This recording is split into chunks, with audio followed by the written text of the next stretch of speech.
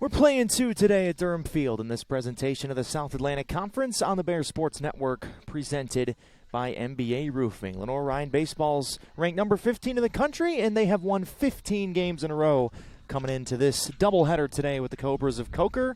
Bears took game one last night in resounding fashion, 17-4 between these two, as we quickly take a look at last night's game.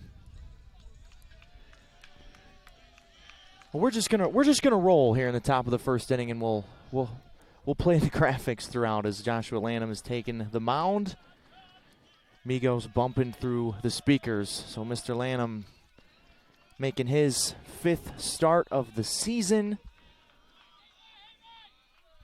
He's 3-0, hasn't lost a start, has 31 strikeouts to only 3 walks in 24 innings so far. And pumps in the first strike to Riley Hall as we're rolling here on this Saturday in Hickory. Riley, preseason second team all sack. Takes ball one a little bit low. Was on base 3 times yesterday. Scored 2 out of the 4 Coker runs in that one.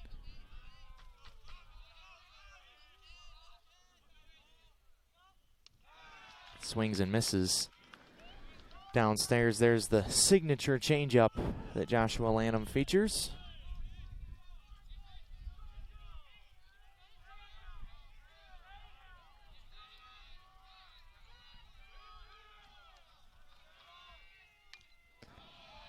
And he fouls off the 1-2 right inside the box, but Riley's off to a good start this year for Coker. They've played just unbelievably difficult competition,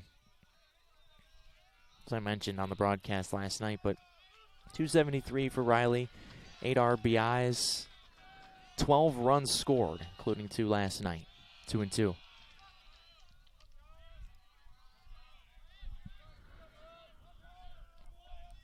take a look after Riley Hall at our starting pitching matchup today, so we'll throw Joshua Lanham's numbers up there. Hall pops this one up left side. Atiles, the shortstop, drifts over and grabs it for the first out of the day.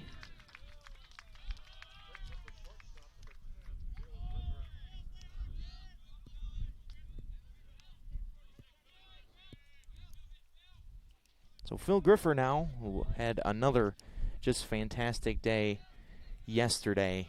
He's hitting .419 on the season. Second team All-SAC last year. Preseason second team All-SAC takes a strike. Reigning SAC player of the week. Just had a phenomenal week last week. Really used the UVA Wise series to get right. Grounder to third. Yanesta skips it, but Perino picks it. 2 outs.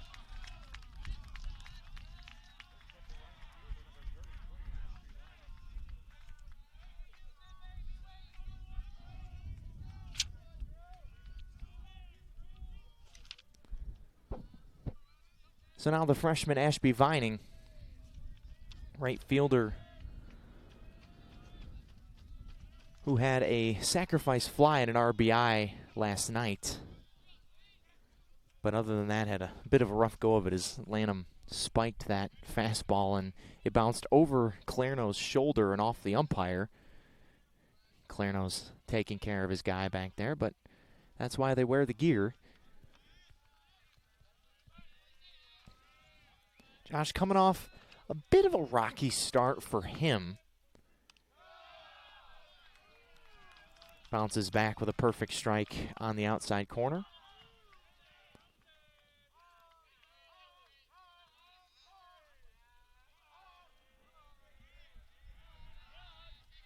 Vining is one of the many young players that head coach Bob McLaughlin in the Cobras really do rely on a lot. But Joshua Lanham with the dugout fired up, trying to finish a perfect inning. Misses 2-2.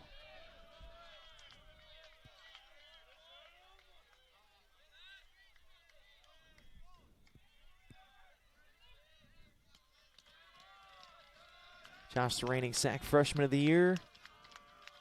Pitched 5 innings, 8 hits in his last at-bat, or in his last outing, but makes quick work of the Cobras here in the first. A quick and easy 1-2-3 top of the first. Now we can take a look at our starting pitching matchup today. Got a whole graphics package for you here. It's obviously Joshua Lanham, as you just saw. Now 25 innings pitched, 3-0, 2.25 ERA, 32 strikeouts to just 3 walks. And it's Matt Poole for the Cobras of Coker. Got the right picture, but the wrong name. 6.28 ERA and 14 1/3. This is his 6th appearance and 3rd start, so they've used him in both roles. Now as we take a look at yesterday's game, and it was all Bears. I mean, from start to finish, basically 17 runs, 4th time this season. The Bears have scored over 15 runs in a game. And on the mound, you see for Coker, they only struck out 5 batters on the mound and walked 11. The Bears, the opposite, 10 strikeouts to 5 walks. As we take a look at our 2 players who really stood out in yesterday's game, it's Bell and Phil Griffer, who bounced out to Yanesta at third base in the first. And David, 3 doubles, 4 RBIs, raises that season average almost 25 points in yesterday's game, up to 323. So take a look now at our keys to the game, presented by our friends at Fry Regional Medical Center. For Lanham, it's throw the off speed for strikes. That's always the key for him. When he's doing that, he's as good as there is. And for the Bears, they've just pounded opposing bullpens this year. And the third point is always the same. Keep on keeping on. When you've won 15 games in a row, there's not a whole lot you want to change. As now Matt Poole has taken the mound. You take a look at the LR starting lineup here today.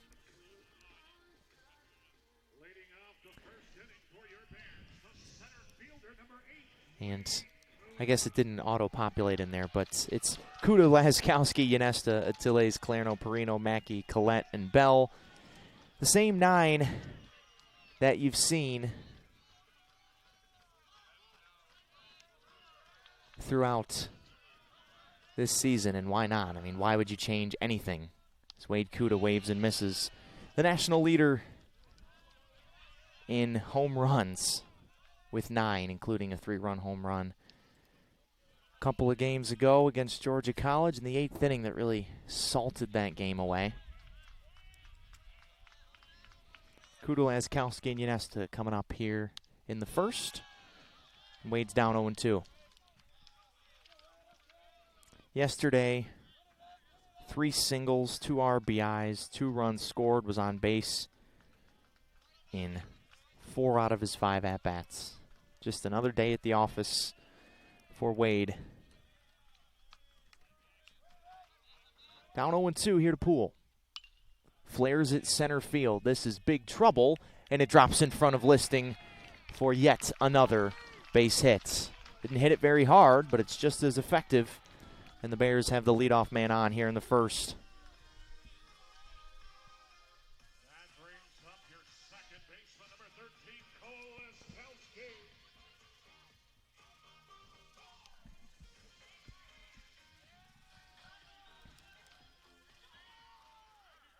So now Laskowski, another 3 RBI day for him yesterday. He has 3 RBIs in each of the last 2 games. Looked to bunt, took the pitch outside for ball 1.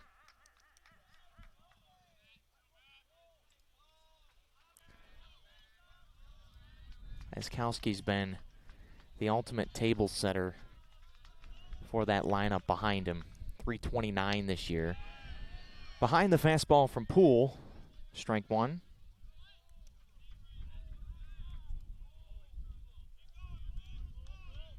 Matt's 3rd start, 14 1/3 innings this year, 11 strikeouts.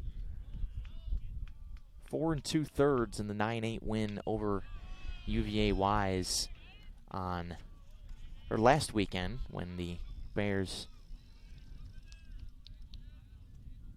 when the Cobras had a sweep over the Cavaliers. Last night was actually their first league loss, talking about Coker.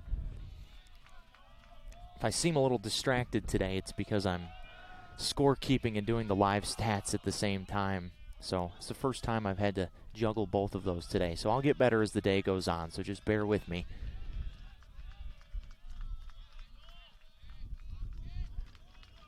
But 1-2 on Cole Laskowski. Now 2-2.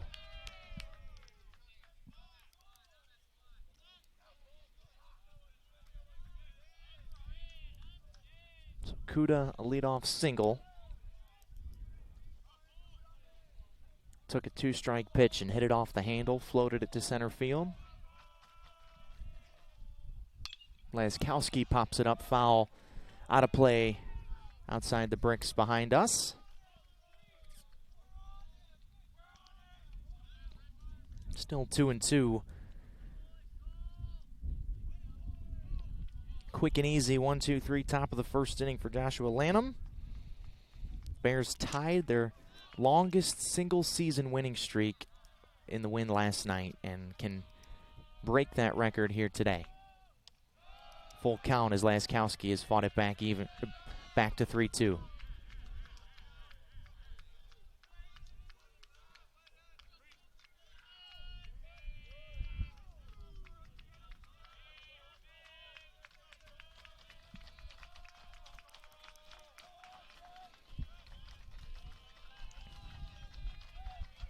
Runner goes, pitch is high for ball 4.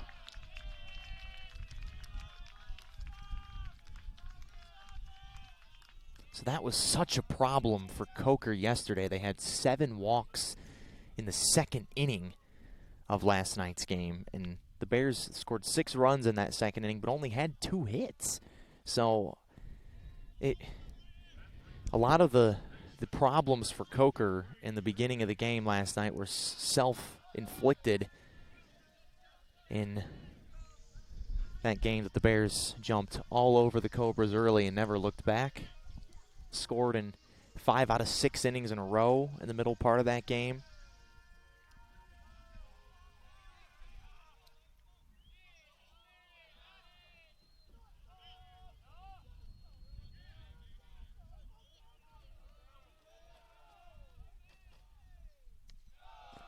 And ball 1 to Drew Yanesta downstairs. Yanesta's just been great this year. 2 more RBIs last night. Had 2 flyouts to the warning track in center field as well, so it was a couple feet away a couple different times from a lot more than just a 2-hit night. He's ahead here 2-0.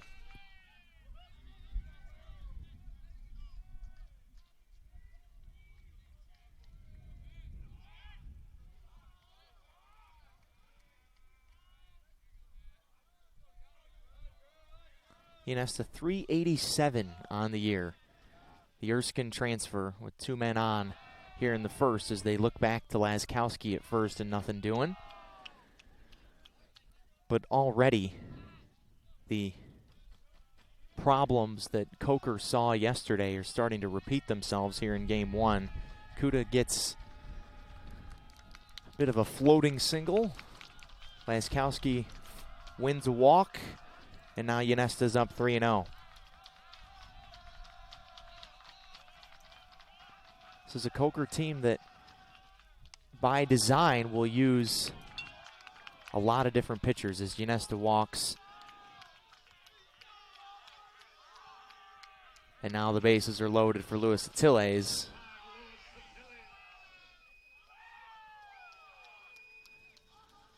And that already draws a visit out of the Coker dugout.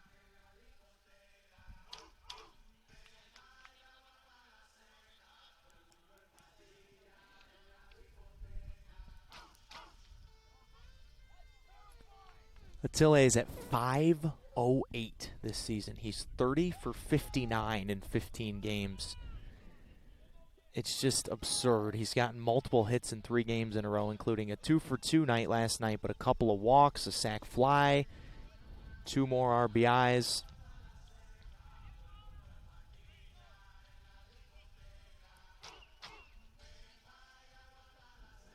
has, in my opinion, the best walk-up song out of anyone, with the Spanish music bumping through.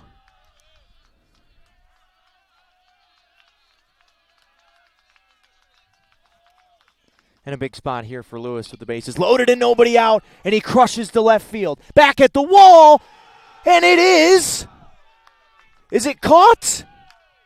No signal yet. It's a grand slam.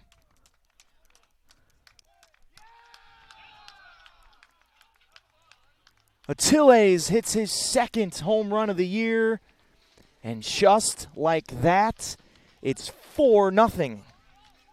Hall out there in left field looked like he may have had it, and there was no signal from the umpires, and now they're getting together to talk about it. And now still the umpires are now going to get together. I'm not sure what they could be talking about. It's either a home run or it's not. You take a look at the Spangler replay there. Hall obviously doesn't have the baseball, so I don't know what the discussion is here.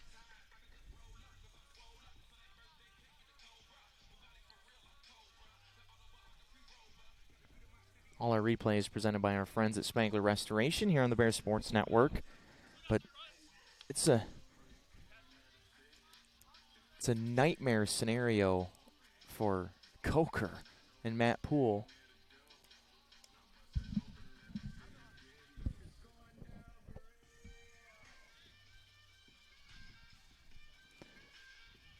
There's something to do on the base pass that I think this is only going to end up being 3 runs.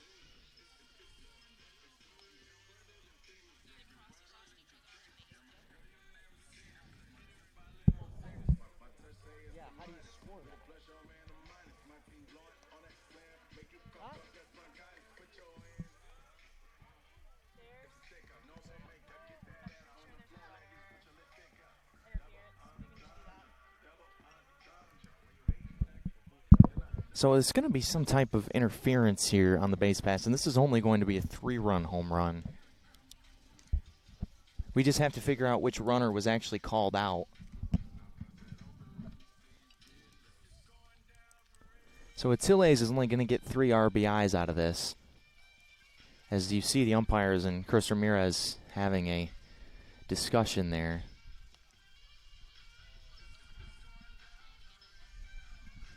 Let's take a look at the Spangler replay. Looks like we have this.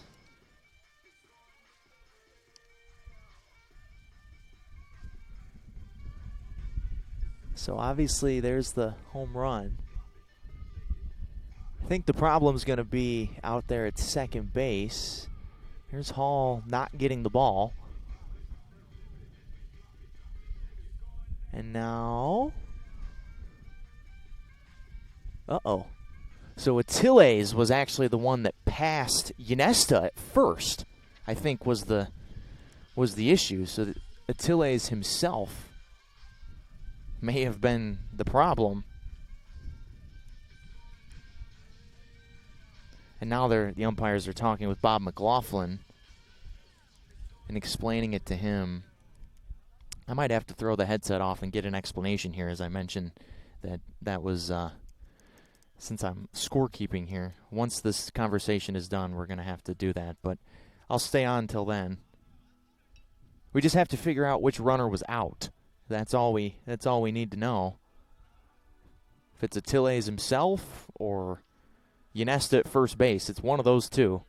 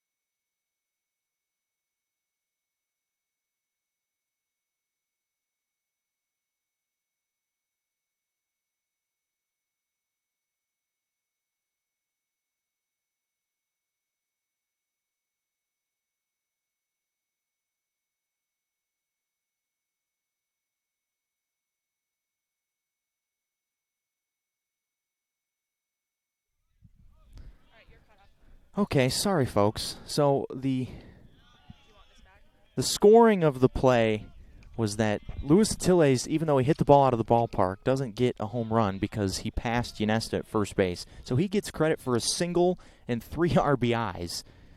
And so then after that, Clarno reached on the error.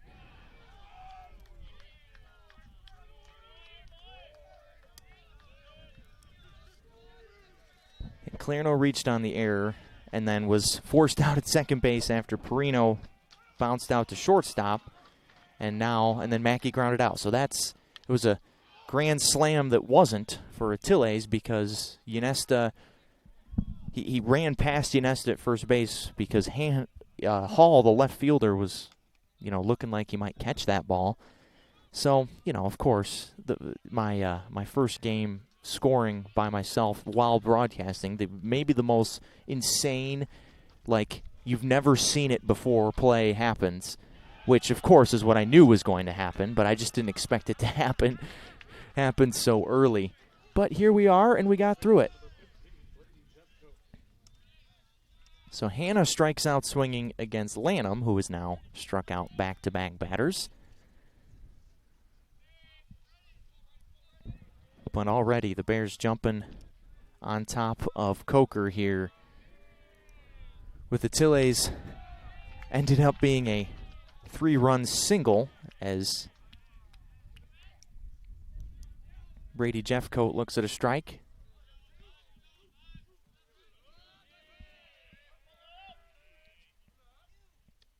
So yeah, we got that all worked out.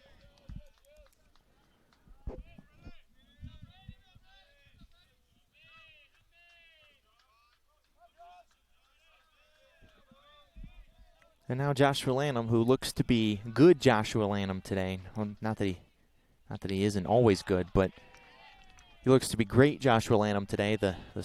The off-speed stuff is fine in the zone. He's in a good rhythm. He's got some run support behind him. This is exactly what you want to see if you're the Bear coaching staff. 1-2, fouled off.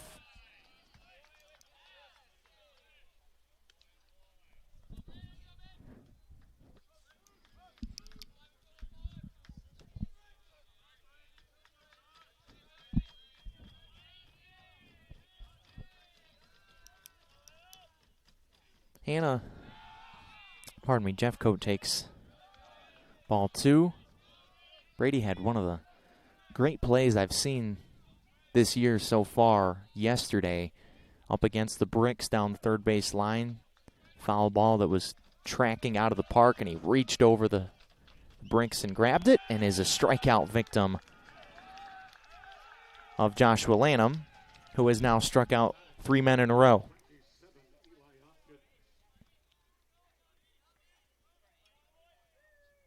So we're playing in 2 today, 1 9-inning game and 1 7. The 9-inning game is first, then the 7 in the nightcap tonight.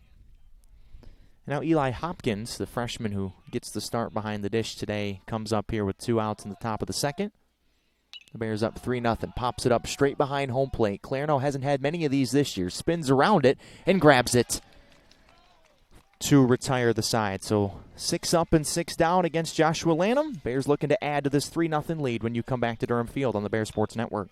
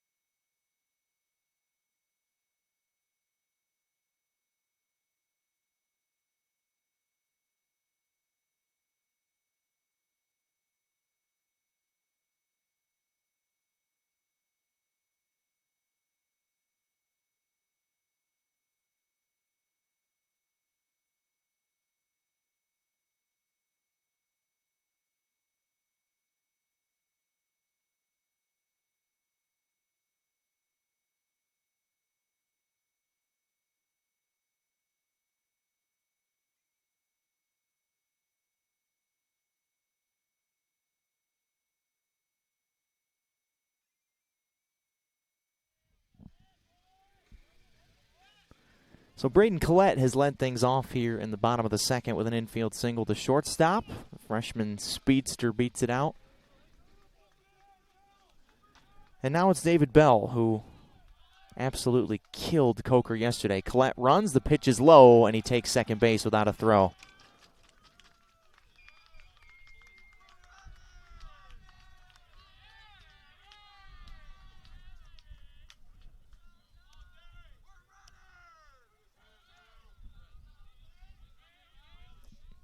David, 3 doubles, 4 RBIs yesterday. As Collette gets the steal. David wears number 28 in these red jerseys. Swings and fouls off the second pitch, straight back. So a home run for Luis Atiles in the bottom of the first with the bases loaded, but he passed Drew Yanesta at first base. So Atiles called out, but the other 3 runners get to come in because of the home run.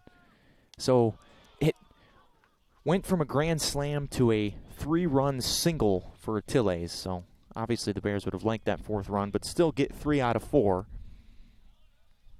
And the count is 2-1 on David Bell.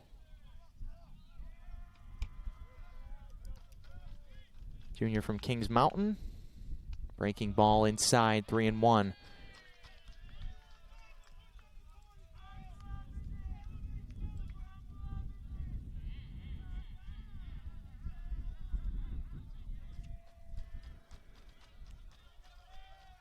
Three doubles in a game this year is the most that a Bears hit in a game. That's what Bell hit yesterday. Flares this one to right field.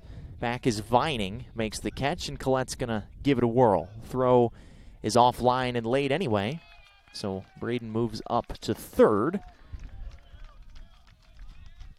And David Bell flies out.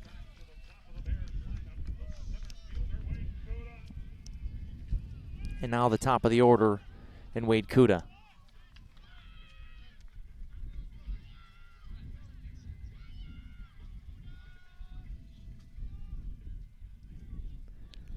New pitcher is Tristan Fowler this inning for the Cobras of Coker. 2 saves on the year. He normally is the closer for the Cobras, but obviously things a little bit desperate here this weekend with Coker obviously getting thumped last night and already behind 3-0 after 1 inning here today, or inning and a half now, as the Cobras have put up nothing in the first 2. Wade Kuda takes ball 2. He singled in his first at-bat.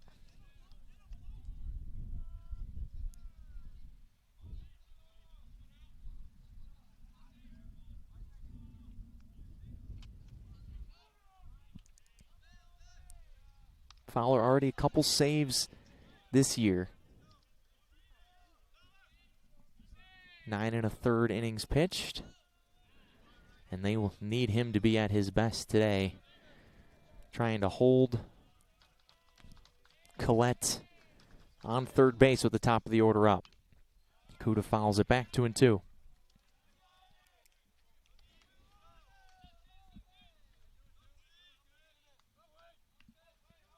Already 3 hits for the Bears. 1 for Kuda, the home run that wasn't for Atiles, and an infield single for Collette to start things off. Kuda stays alive, pops it foul.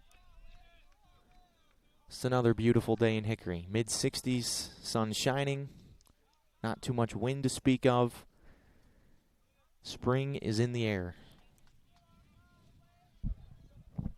And it's a full day of Bears sports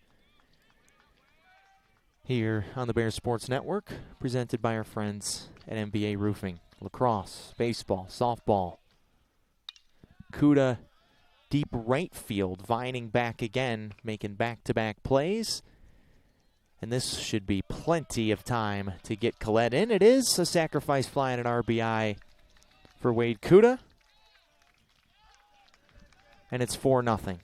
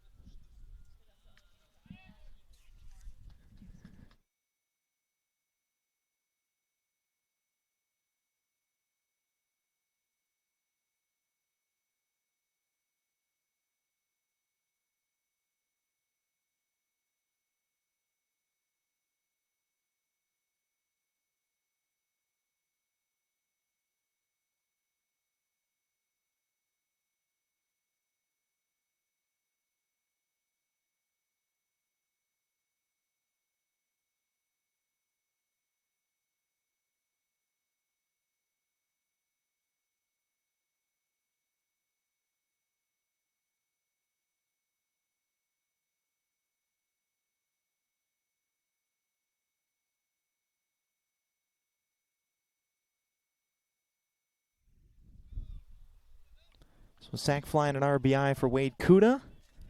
And now Laskowski is down 2-2. Apologize again for all the pauses. We got the scoring software going here, and sometimes it doesn't want to cooperate, so it takes a little extra attention that I have to give to that, because obviously the stats have to be correct. Full count pitch to Laskowski is ball 4, and he's walked for the second time today. Your third baseman, Drew Inesta.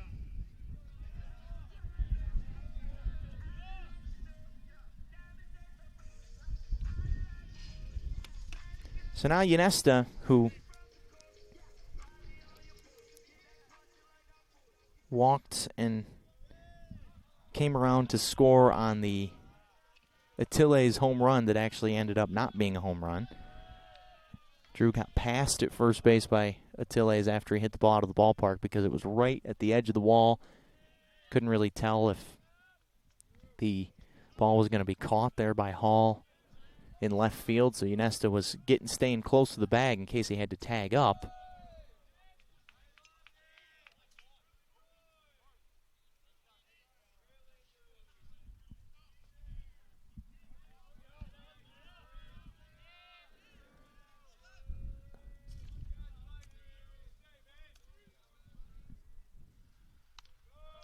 Takes upstairs 2-0. So Fowler has thrown now 21 pitches in this inning, only 10 strikes. Sacrifice fly for Kuda. Brought in Collette. Laskowski runs. The pitch is a called strike. The throw is not in time. Laskowski barely keeps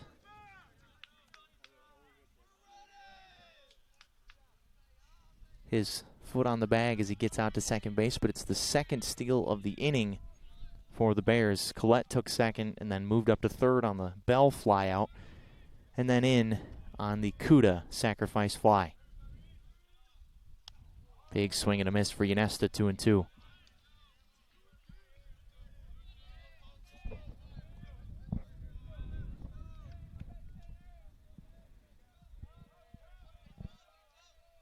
Drew near 400, reigning first-team All-Conference Carolina's third baseman at Erskine, and has been even better than last year this year for the Bears. That one hits his helmet, grazes his helmet back to the backstop, and now he's aboard with a free pass for the second time today.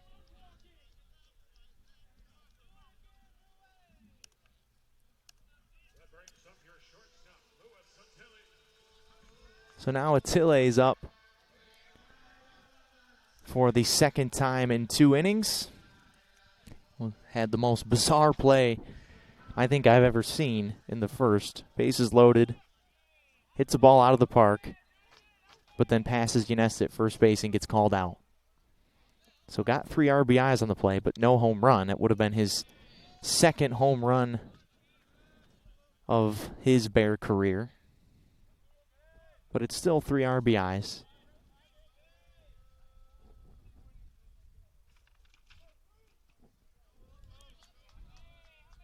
Over 500 in 15 games, now 16 games for Louis Attile's transfer from New England College.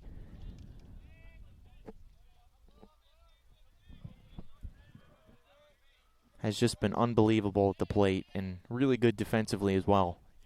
Came in with a really good hitting reputation, but maybe an even better defensive reputation. They thought that his defense would be the reason that he could stay in the lineup every single day, but it's been the opposite. I mean, the defense has been fantastic as well, but hitting 500, driving in over 20 runs now this season, it's been impossible to take him out of the lineup because of that. Ground ball up the middle and another base hit. Laskowski pivots off the inside of the bag and heads home. And it's another RBI for Louis Attiles, who's got 4 of them already through 2 innings. That brings up your catcher, Nick Lerno.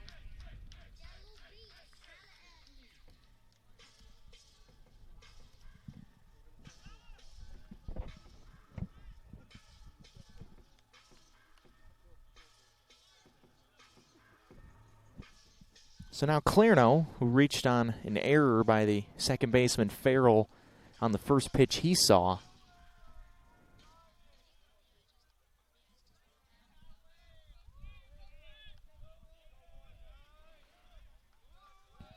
Hit a chopper to second on the first pitch he saw last time, and it took a funny hop on Farrell out there at second base. Still an error on him. But already 4 hits for the Bears, who have jumped all over Coker here again in game 1 of this doubleheader.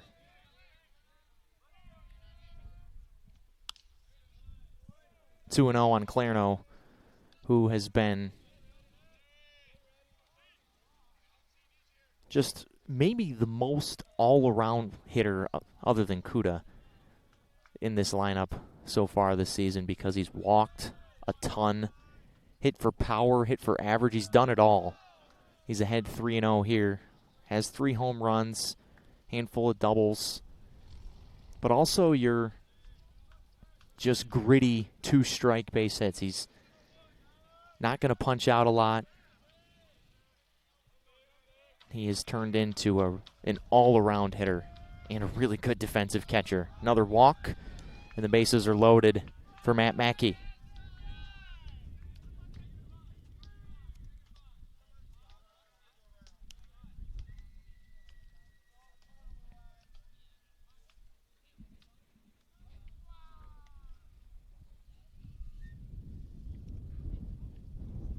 And now Fowler, who's used to pitching in a closer role, is in the game here in the second inning, and things are not going well for him.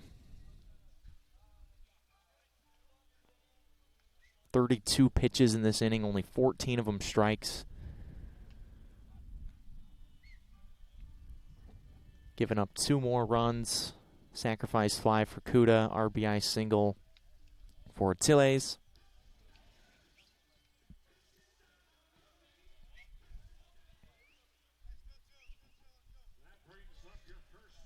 So now Anthony Perino.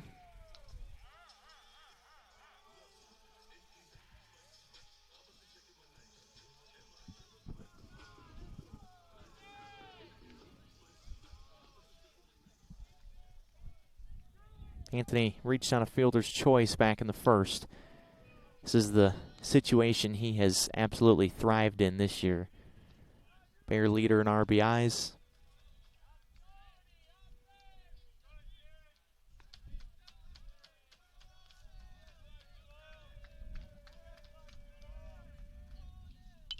New Yorker gets handcuffed by this one and pops it foul and out into the glove of Hannah. And the side is retired. But 2 more for the Bears. They lead 5-0 after 2 on the Bear Sports Network.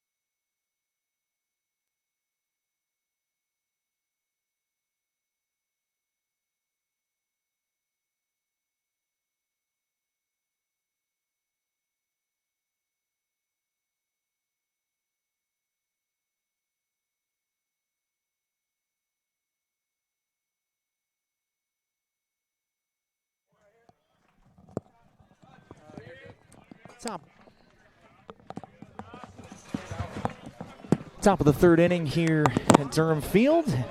Always pleasure to be joined by Lenoir-Rhyne head baseball coach Chris Ramirez. And Coach Ram, of course, the first game that I score keep, somebody gets passed on the base pass on a home run, right? Yeah, I was talking to the third base umpire, and you never know when the tough call is going to come, and it happens to come in the first inning today.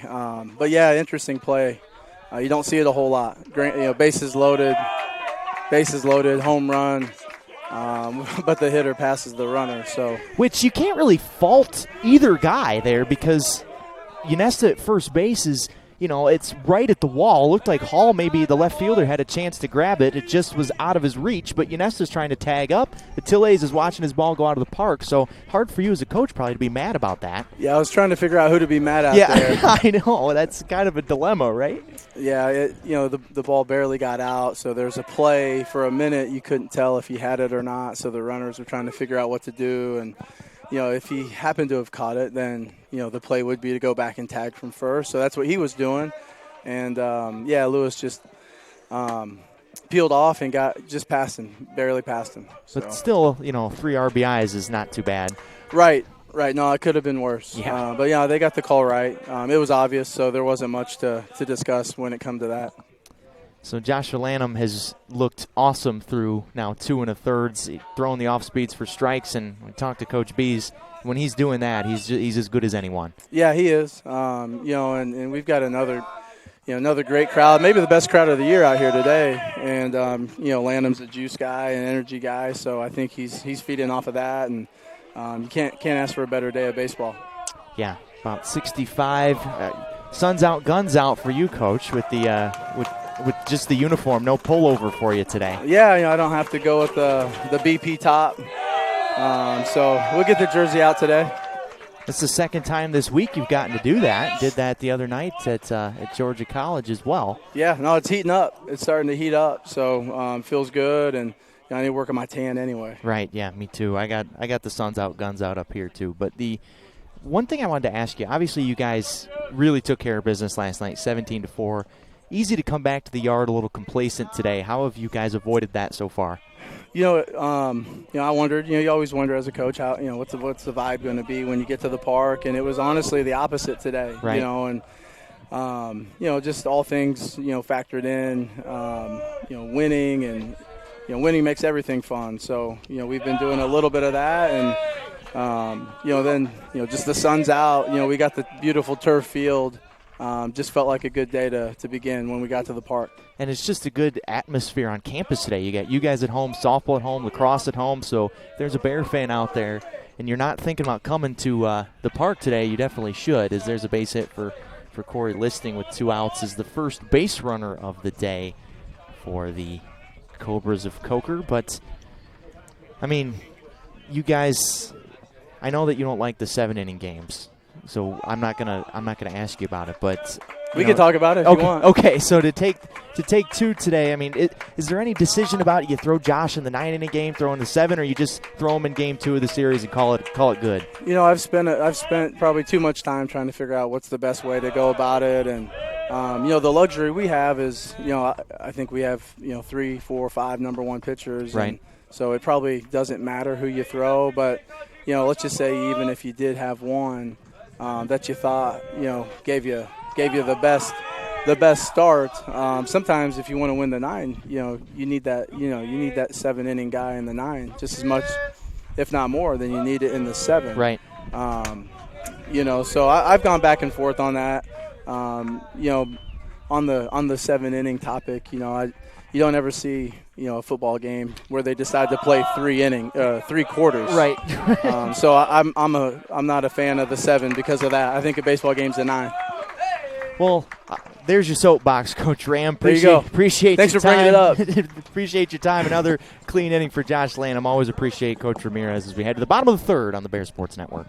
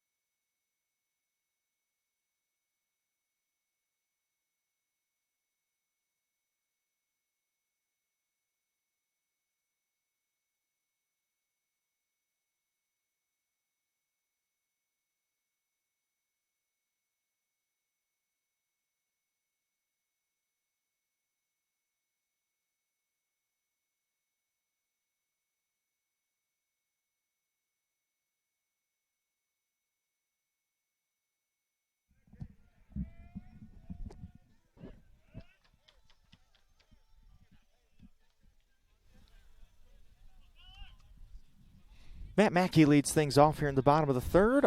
Bears already up 5-0 on Coker through 2.5 innings. Fowler's still out there after he was able to get through that second inning without having to be replaced.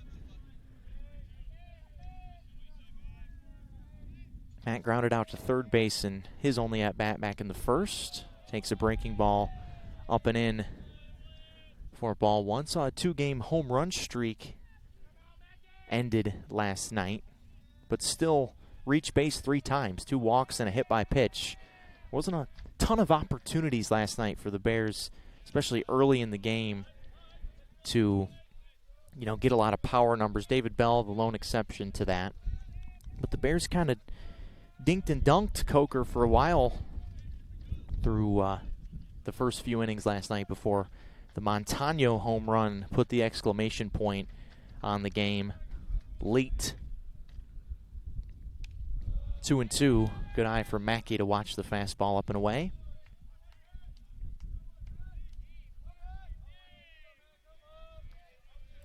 Picture perfect day in Hickory. Bears looking to break the long time record of 15 wins in a row. This is the 94th season of Lenoir-Rhyne baseball. And no team ever has won 16 games in a row. The Bears can do that if they can hold on to this lead here in game 1 of this doubleheader. Full count to Mackey in the pitch. Ball 4, another good eye. These guys for the Bears have just absolutely owned the strike zone.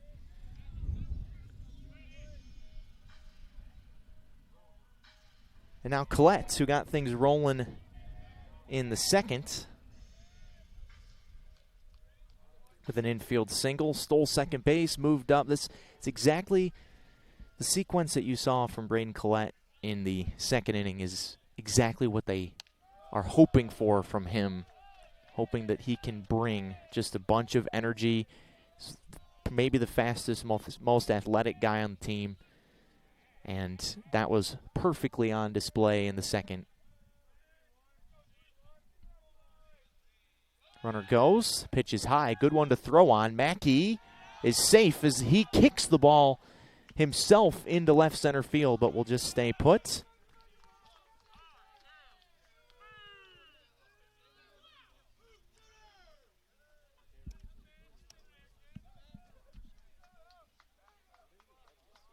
So a stolen base for Mackey, already the 3rd stolen base of the day for the Bears. 1 for Collette, the man at the plate. Another one for Laskowski.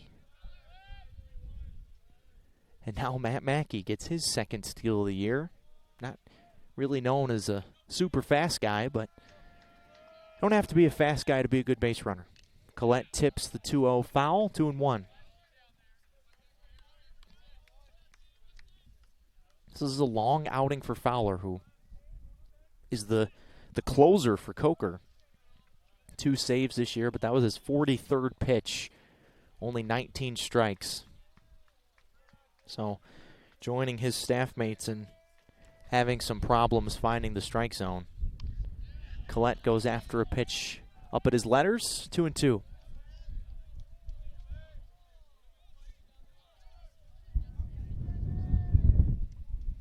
Wind is starting to pick up a little bit here. As you see some of the dust from the gravel parking lot is flying into the field of play here. Another 2-2. Fouled off. Collette, borderline pitch there at the top of the zone that Braden fights off. Lives to fight another pitch. Originally committed to Georgia Southern. Ended up here at Lenoir-Rhyne. Also a member of the Bear football team, playing for head coach Mike Jacobs. Haven't really landed on a position for him, but some type, either a slot receiver or a safety, depending on where they think they can use him best. Was recruited back when he was in high school to play just baseball at programs like Clemson, like Division I type programs, but wanted to do both. and has found a home here in Hickory. Didn't play much at all in the first 15 games of the season. Kind of got reacclimated to baseball after spending most of his time with the football team in the fall and winter, but now has become a lot more comfortable on the diamond. And they say, the coaching staff says he has the potential to be not only their best position player, but maybe even their best pitcher. Can be 90 on the mound. That's a great at-bat there for a freshman. Draws a walk from Fowler. First two men of the inning have walked here in the bottom of the third as the Bears are threatening to score for the third straight inning. So Collette's been on in both of his plate appearances so far. And now Bell, who flew out to right field, but moved the runner Collette back in the second.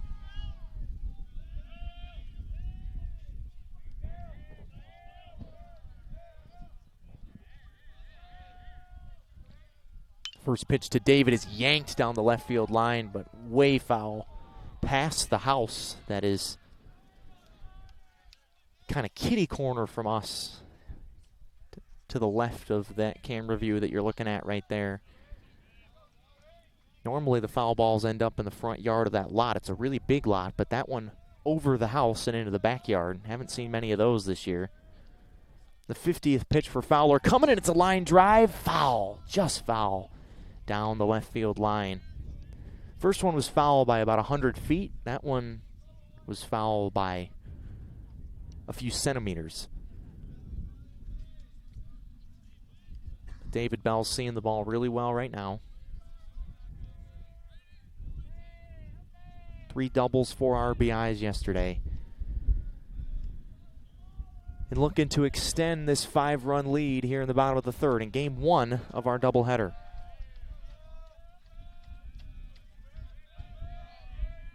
Oh, 2, fought off again.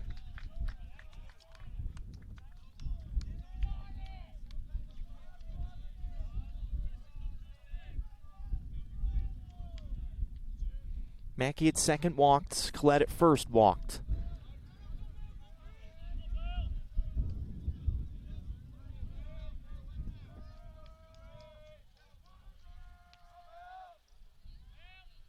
Another 0-2. Bell swings and misses.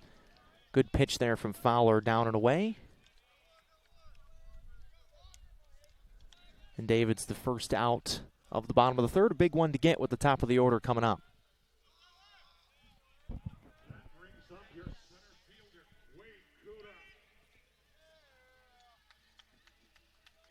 Kuda 1 for 1.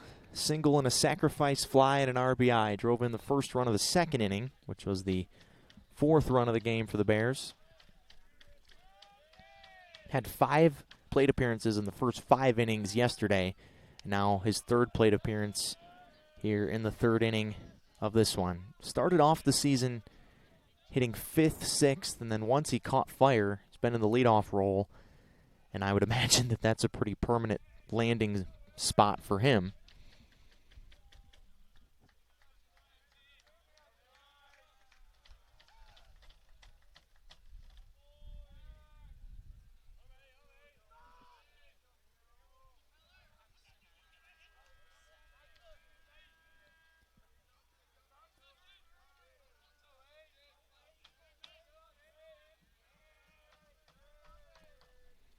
Runners stay put. Kuda takes a strike as he leans away from it on the inside corner. Ball and a strike on Wade. His teammate Attiles is over 500. Wade's over 450. National leader in home runs with 9. Looking to be the first player in Division II to get to double-digit home runs in 2022. This one's away from the catcher Hopkins, and the 2 runners move up. Count is 2-1 on Kuda.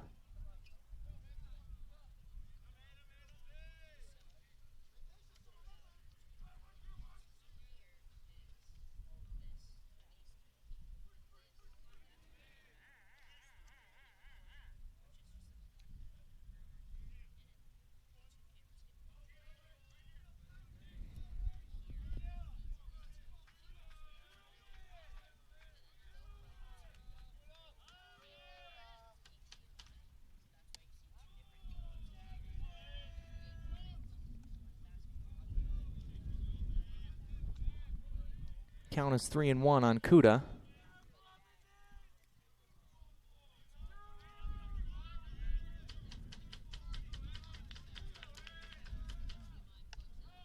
And ball 4.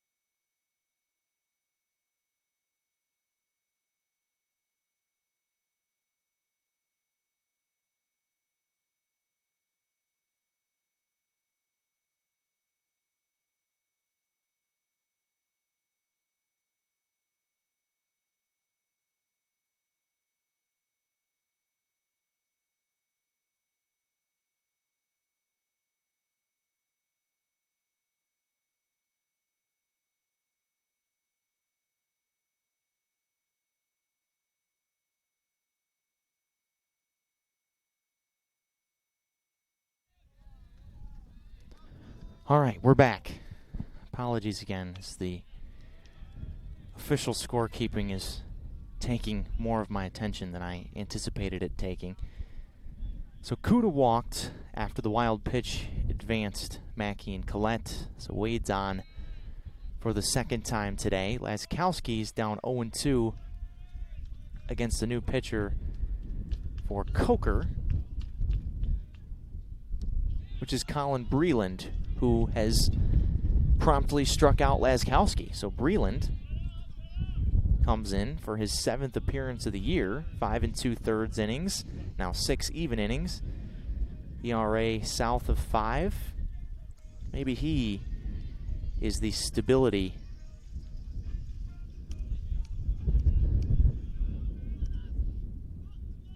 that the Cobras desperately need on the mound. Still has to get through Yanesta, though. The first pitch misses downstairs for ball 1. Squeezed through the legs of Hopkins, but not far enough away for anyone to advance.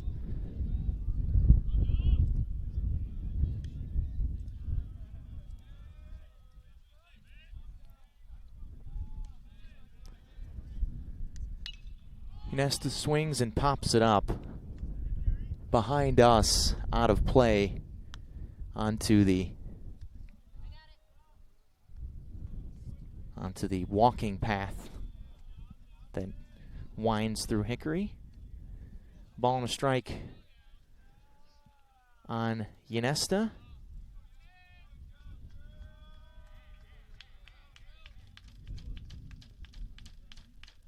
He's been hit by a pitch and walked today, so 2 free passes for Ynesta. Takes a pitch upstairs, 2-1. Bases loaded. Mackey at third, Collette at second, Kuda at first. All 3 of them walked. So the problems with control on the mound for Coker have very much continued into this game. Ynesta, big hack and a miss, tipped the ball into the glove of Hopkins. And Breland is 1 strike away from getting out of this jam, and the Bears would have left the bases loaded in 2 innings in a row. They've scored 5 in the first 2 innings and looking to break this thing open even more here in game 1. 2-2 to Ynesta. Downstairs, big pitch coming here with the runners in motion.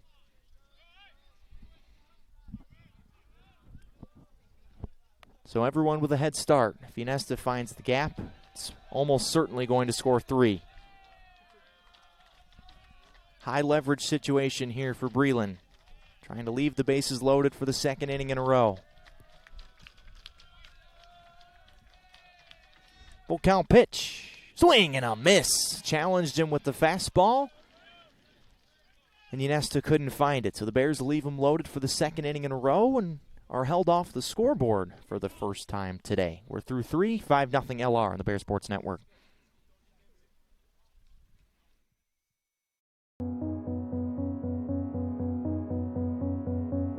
I'm Rob with Center Street Eats. We're located at 2250 North Center Street in Viewmont. We offer fast dine-in, carry-out service. Usually your prepared meals at lunch from 11 to 3 are ready within 5 minutes. Center Street Eats also offers prepared meals and snacks, protein bars, smoothies, and so much more. We can accommodate most allergy restrictions and can adjust our weekly menu to comply with the most current trending diets like keto and paleo. Street Eats has helped fuel the sports programs at Lenoir-Rhyne for over 10 years now. We work with every program on campus, and we look forward to working with them again.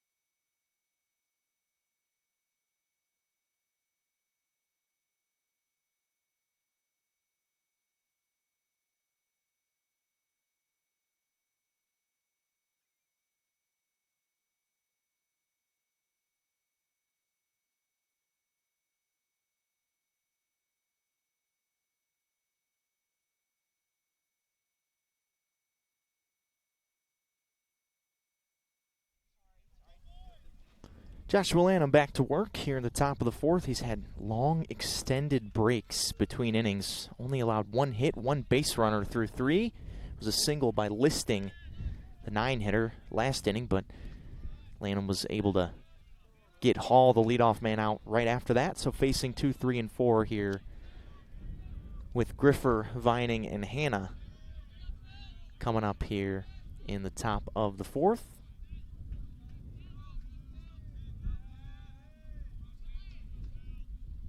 Bill Griffer bounced out to third base in the 1st inning in his only at-bat so far today.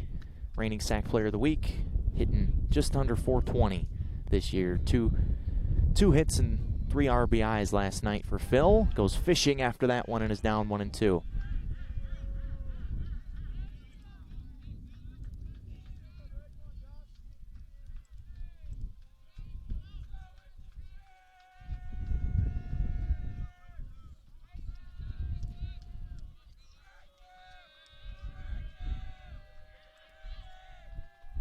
Griffer throws his bat at this one, flares it to left field. Collette into the gap, grabs it for the first out. So a good piece of hitting there by Griffer to get a good contact with 2 strikes, but he is out number 1 here in the top of the fourth.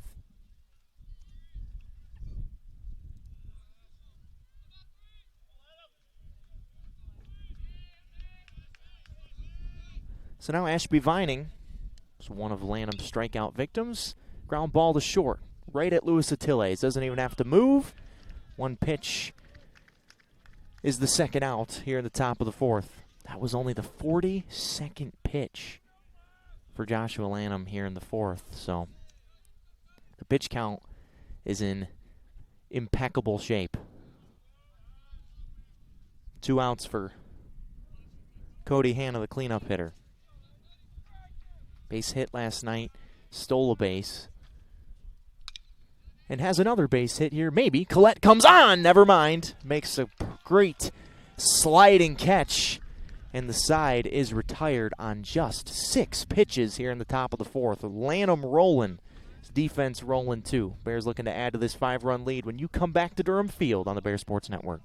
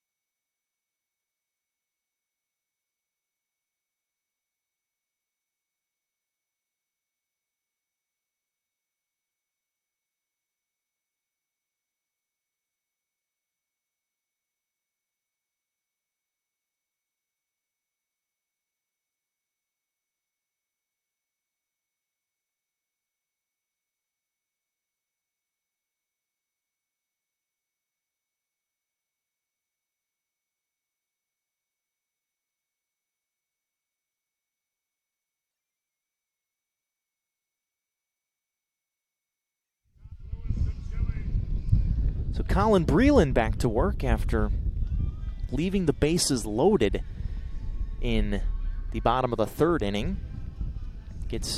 Came into the middle of that inning, pardon me, and has looked like maybe the best pitcher of the weekend so far, at least for Coker.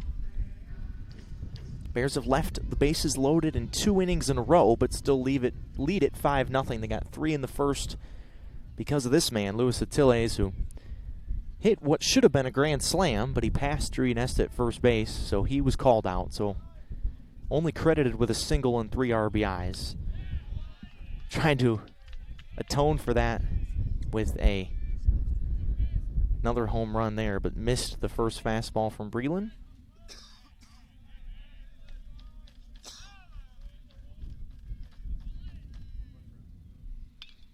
And shoots the second pitch, a breaking ball into the parking lot right off the top of a car.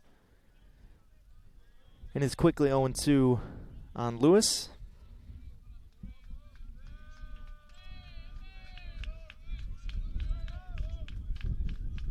He's 2 for 2. Also an RBI single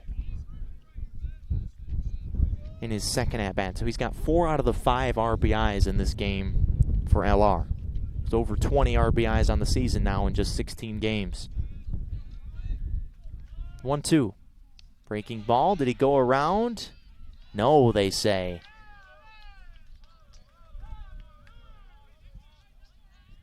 It was really close. Coker dug out.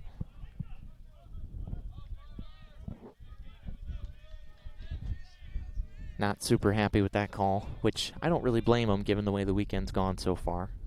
But Tilles to second base.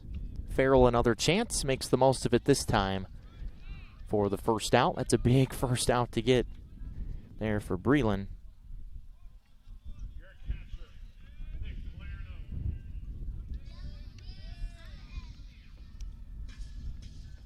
Brings up Clarno.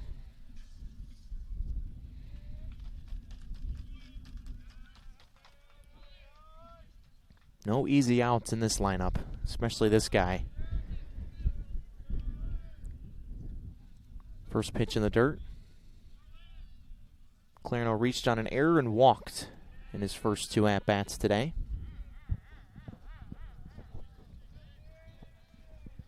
But was one of those guys stranded when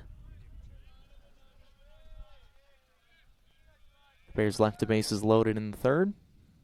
2-0.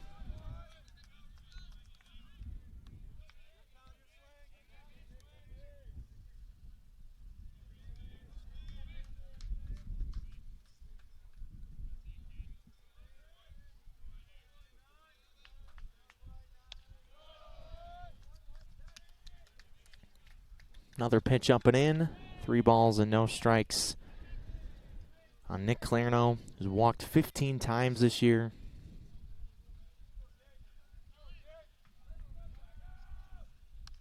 Takes a strike on 3-0.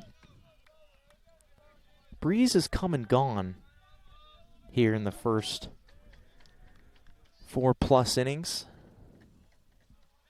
Right now, it's not very strong. The sun is warm and shining.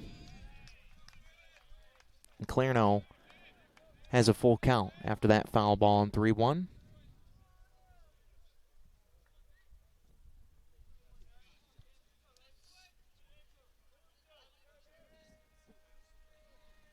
It's another great day for baseball, but every day is a great day right now for the Bears, considering the run they've been on. Clarno, a line drive and a base hit over Griffer's head at shortstop. So Breland finally finds the strike zone after falling behind 3-0. And Clarno bangs it back into center field for the 5th hit of the game for the Bears.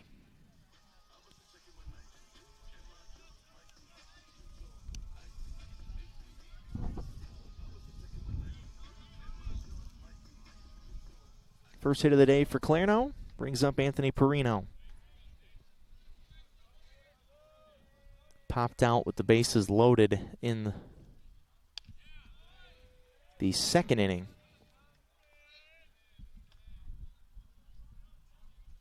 Takes a called strike.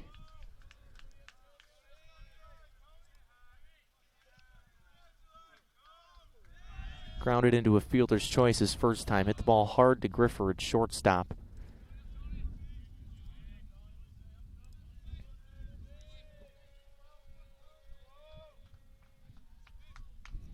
Another one of the guys that's just been awesome. He's played a really solid defensive first base as well, including today. Clarno fakes the steal. Perino fouls the 0-1 pitch back to the screen. 0-2.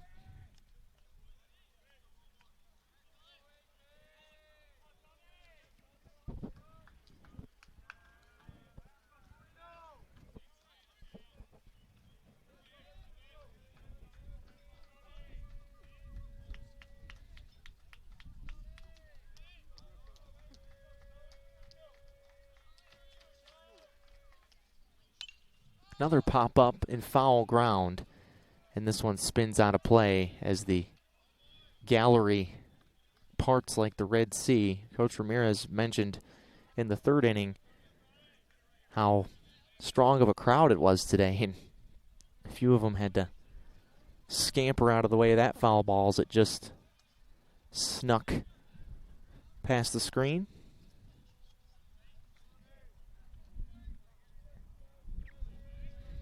Clarno at first, singled. Perino trying to battle out of an 0-2 hole. Another fake steal, ground ball to 3rd. Picked up by Jeffcoat, throws to 2nd, and Clarno's out. Just barely out at 2nd. Perino safe at 1st.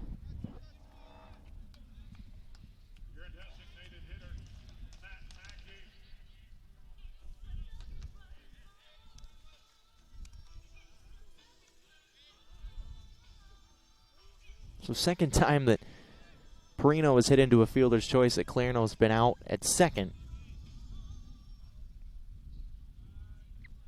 And 2 outs for Matt Mackey. Breland has really brought some stability on the mound for Coker.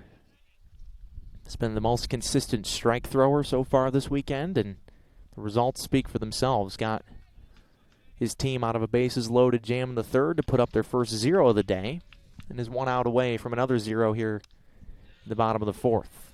1-1 on Matt Mackey, who's 0 for 1 with a walk. Had 11 walks on the mound yesterday. Did Coker, and already 7 today.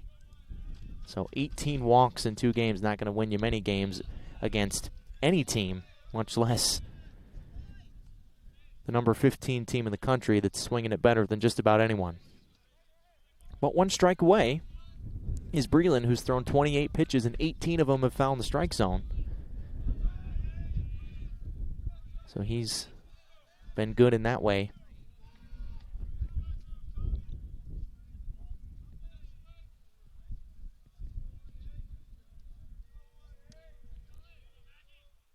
And the 1-2.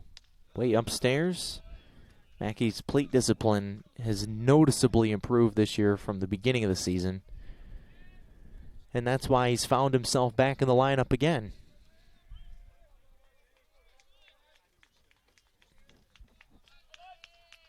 Another 2-2. Popped up right side. Vining, the right fielder, comes in. Couldn't find it at first, and then finds it in time.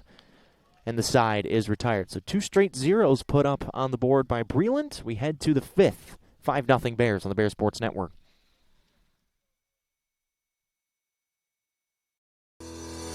Cordell Harris Insurance Agency, a family-owned and operated business serving the Hickory area since 1981, where we strive to take care of you and your den like family. As an independent insurance agency, we offer a vast spectrum of coverage for your commercial and personal insurance needs with our extensive network of providers. Cordell Harris Insurance Agency is a proud sponsor of Lenoir-Rhyne Athletics. Protect your den with Cordell Harris. Go Bears!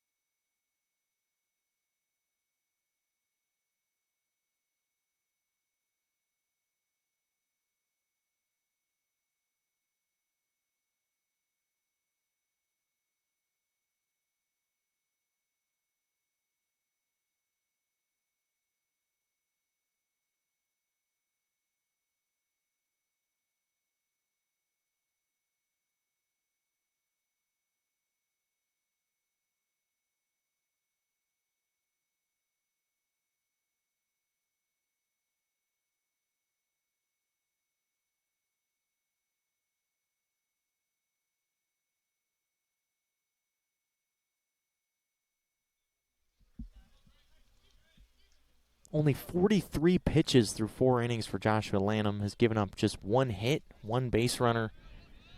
Has just been on the money so far. Also 4 strikeouts. Facing 5, 6, and 7 in the Coker lineup.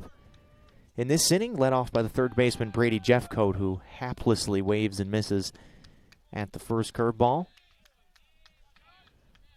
But the sequencing's been on point from Derek Beasley and Lanham. The off-speed stuff's been thrown for strikes, but not too good. There's a fastball down and away, 1-1. Vintage Josh Lanham today. And the last time he pitched against Coker was in the SAC tournament last year. After the starter got kind of roughed up through 2, Lanham came in his only relief appearance of his career so far in LR and pitched 6 shutout, masterful innings. Gave the Bears a chance to win that game. They were down 4-0. They came back, made it a 4-2 ball game, had tying run on base multiple times late, but just couldn't find the inches at the end. Coker won the game, eliminated the Bears, ended the Bears' season last year in Kodak, Tennessee. 2-2 pitch. Off the end of the bat, Lanham scoops it up on the big hop. 1 gone.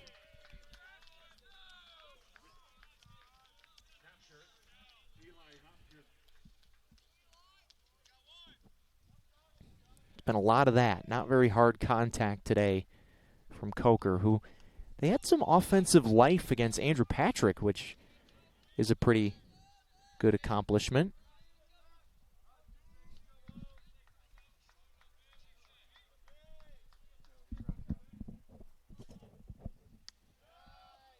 First pitch is a called strike to Eli Hopkins.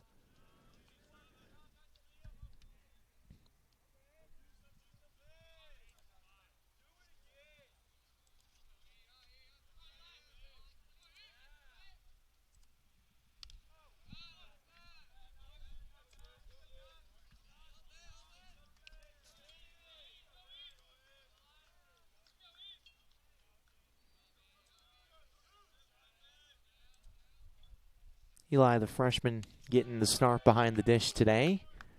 Waves and misses against Lanham. You know, pretty tough duo to face this weekend if you're Coker. Patrick, who leads the nation in wins, got his 5th one last night against the Cobras. Lanham, who hasn't been quite as consistent as Patrick. There's another strikeout, number 5. But at his best, and you heard Coach Ramirez say it earlier. You heard Coach Ram say it earlier that they have 3-4 guys that they feel like can be number 1 starters, and Lanham certainly is one of those. But today has been just phenomenal for Joshua Lanham. Only 52 pitches here with 2 outs in the 5th, so if this keeps up, he'll certainly be able to go deep in this ball game. Already has 5 runs of support, so not a ton of pressure pitching in a super close game. Obviously, the Bears would like to have scored more. They've left 8 men on base in these last 3 innings alone. Behind 2-0 here. Only has walked 3 guys the entire season. Last year, his strikeout to walk ratio was number 5 in the country. 90 strikeouts to 10 walks. He just doesn't walk people. Now he's up to 37 strikeouts and 3 walks this season. Here's a liner that's past Ynesta into left field for the 2nd hit of the game for the Cobras. That one off the bat of Jackson Williams.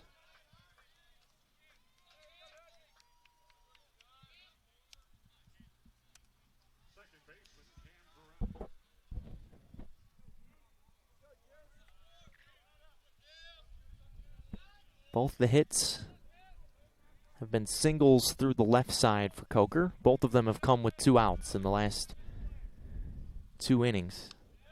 Farrell takes a strike. Slider. It's 4 pitches when it's right. Fastball. Changeup is the put-away pitch for Lanham. Then the slider and the curveball. It's a noticeable difference between the two. The 0-1. There's the fastball, tipped in the glove of Clarno. And Josh is 1 strike away from getting through 5.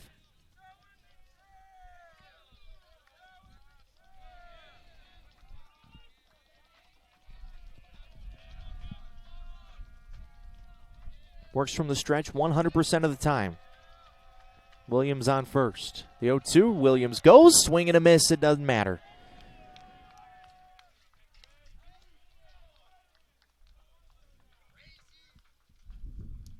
Two strikeouts in that inning for Josh Lanham. He's through 5 in line for the win right now. If the Bears can hold on to this one, looking to extend this lead when you come back in the bottom of the 5th on the Bears Sports Network.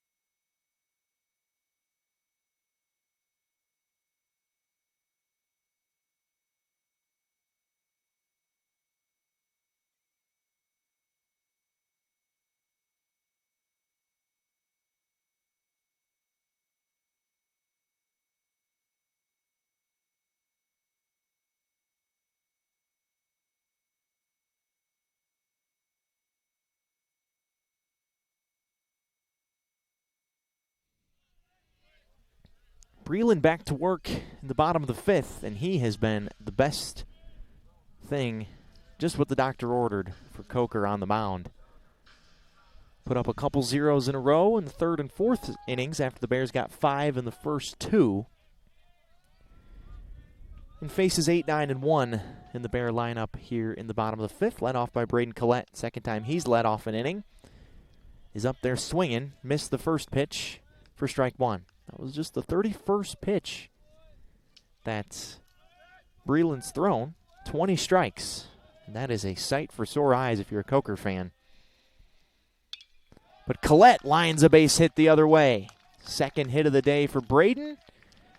You can see the freshman coming into his own right before our eyes here. And a really dangerous base runner is on with nobody out here in the bottom of the fifth.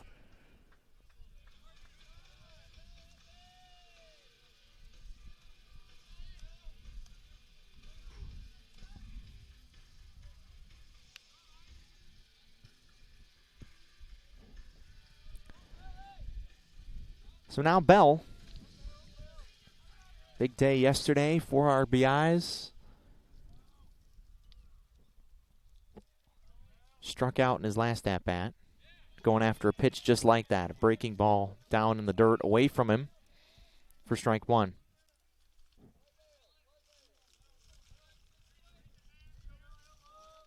Lots of action in the Coker bullpen. Multiple people getting loose, but if I'm Bob McLaughlin, I am keeping Breland in this game as long as I possibly can, given the way he has performed today.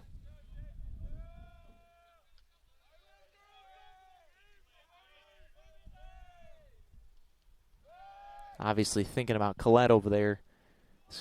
Chris Ramirez is running through the signs down here. Stole second base the last time he was on first.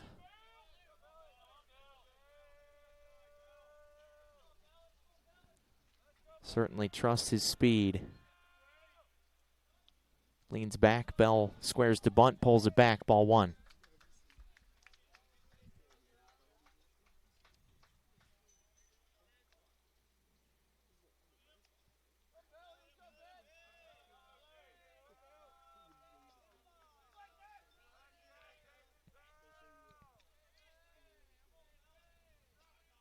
Again, if you think that there's these long pauses in the broadcast or something doesn't sound right, it's because I'm trying to navigate the new scorekeeping software, or new to me at least, as David Bell lays down a sacrifice bunt and moves Collette into scoring position.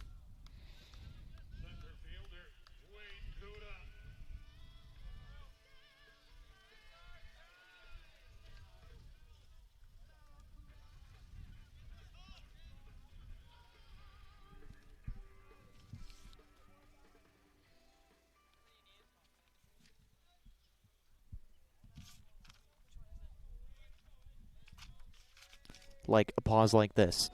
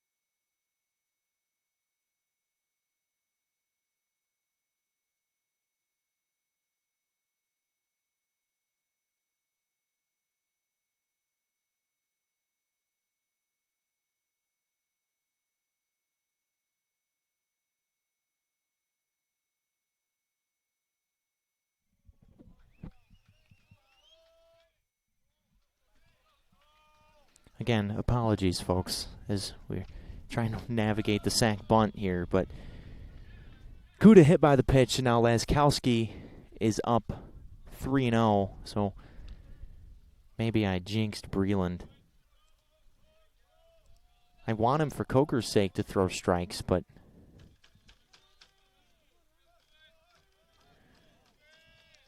things kind of falling off here as Laskowski has walked now for the second time today. And the bases are loaded for the middle of the order coming up here.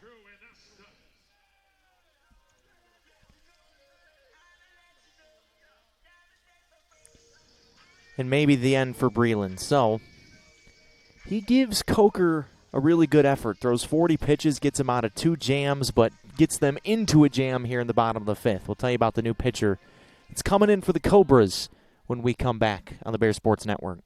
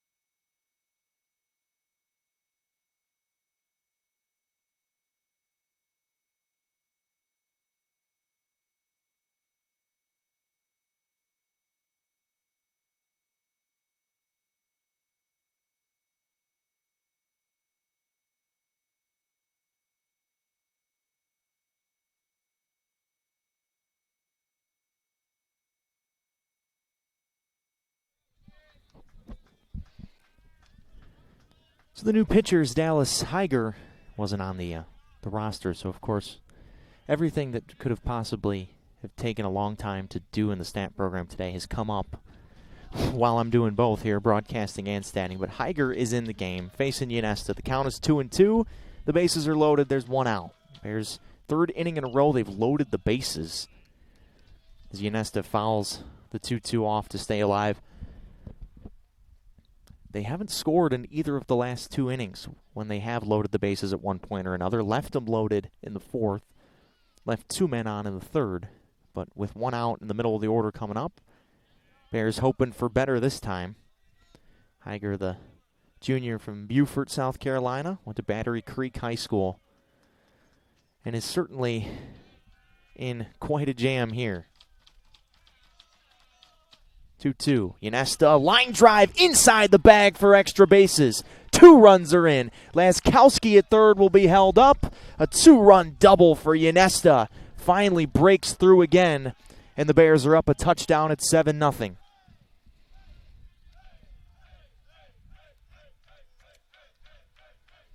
"20 RBIs on the season now for Drew Ynesta. That was his 6th double.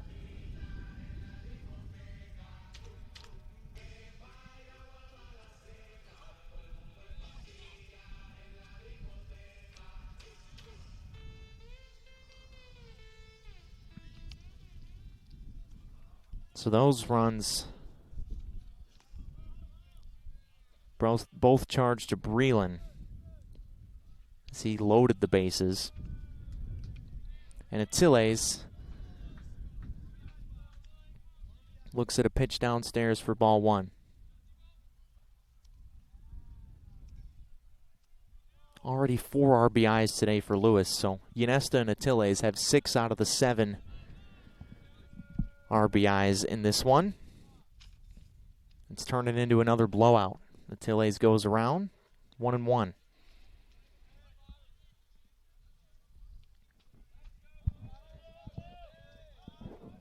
Lewis, if you're just joining us, you missed one of the wackiest plays I've ever seen in my 23 years around this game.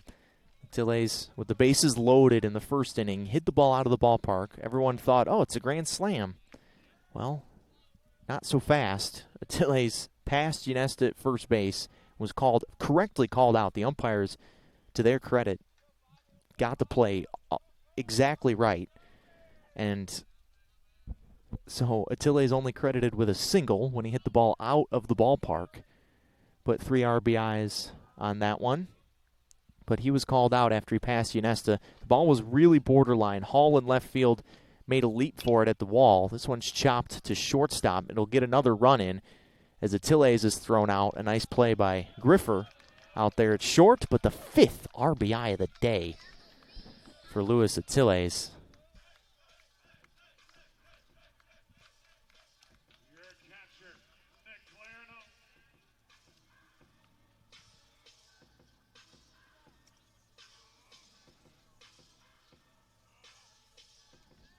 So, new Bear career high in RBIs for Attiles today with 5. Should have 6 if that fiasco on the base pass didn't happen, but it's another 3 spot here for the Bears after they left 5 men on base combined the last 2 innings. Put up another 3 spot here in the 5th.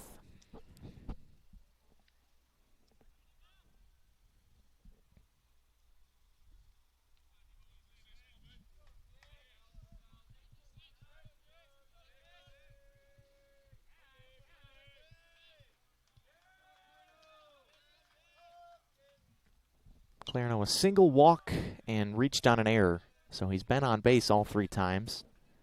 Fouls off the 1-0 pitch back. I mentioned earlier in broadcast the way, I'm statting and broadcasting. It's going to be clunky in this first game, but I think I'm slowly but surely getting a little better. So appreciate all of you out there bearing with me. Bearing with me. I didn't even hear it when I said it. 1-1. Clarno launches to left center. Going back at the wall. What a grab in the deep left center field alley out there by Listing, who takes away extra bases from Clarno. He's had some bad luck in this series as the Coker outfielders have had themselves a really nice series so far. Wind couldn't quite push this one out as Listing, really nice running grab, sacrificing his body into the wall. 3 more runs for the Bears in the bottom of the 5th. They lead 8-0 after 5 on the Bear Sports Network.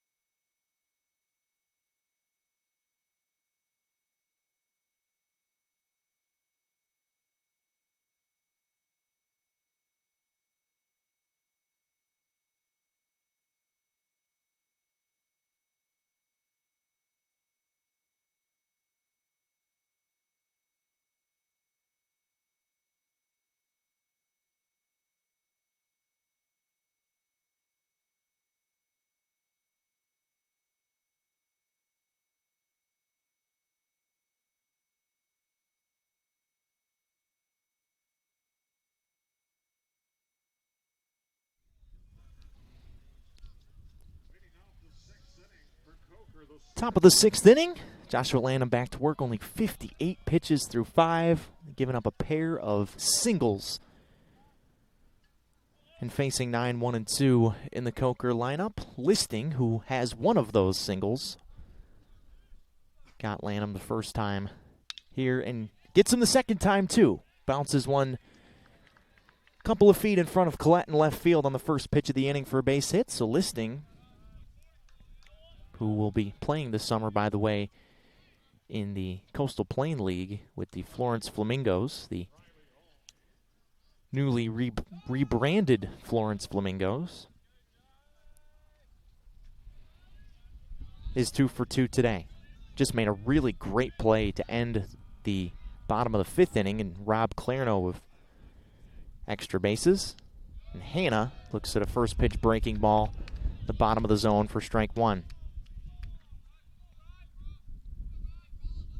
This is actually Hall, not Hannah. So the top of the order, as Clarno has, we've seen this just about every game so far, is that the technology that the Bears are using to communicate pitches to Clarno sometimes is a touch unreliable. Not necessarily the technology itself, but the ability to keep the walkie-talkie pinned onto Nick Clarno. They've tried the chest protector. That's where they have it today. Yesterday they had it on his belt buckle. Haven't found one that's worked super well so far. Riley Hall, preseason second-team All-SAC, is 0 for 2 today.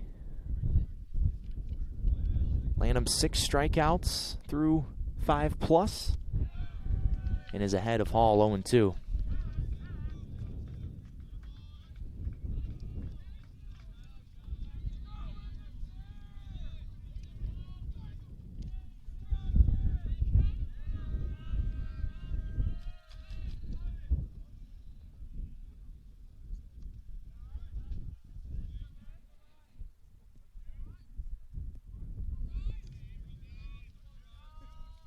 Bears haven't really been too challenged today defensively.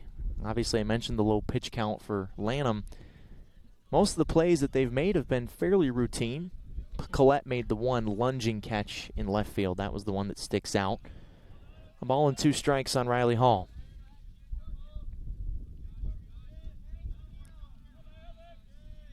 Bears won game 1 17-4 yesterday. That was their 4th game of the season, scoring 15 or more runs.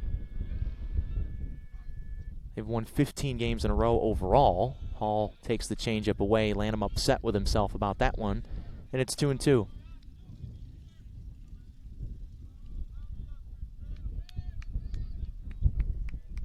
Some stirring in the Bear bullpen, but certainly nobody in any hurry to get ready.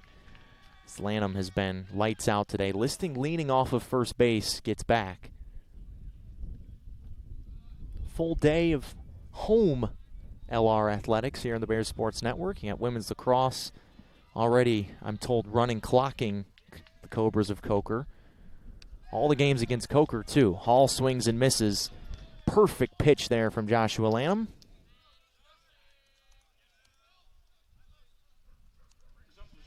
And a big first out to get of the inning with Phil Griffer coming up.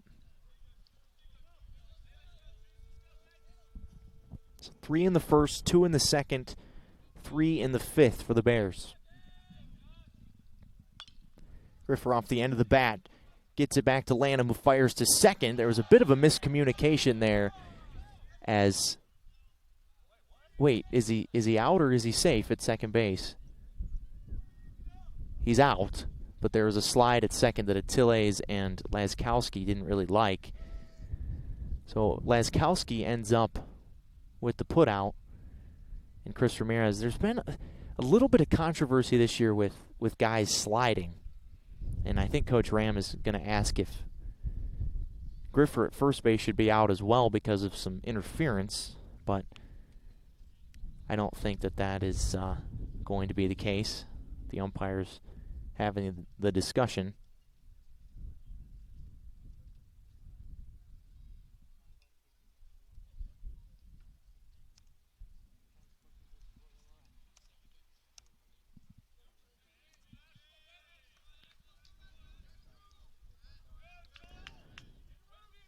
So Griffer reaches, but Laskowski does well to hold on to that one through the hard slide of Listing. And now it's Ashby Vining with 2 outs here in the 6th. Big swing and a miss. Lanham had to really battle through 5 innings in his start last weekend against Georgia Southwestern, but things have been much smoother today. The command of the off-speed stuff is really, in my mind, what has been the difference. 1-1 on Vining.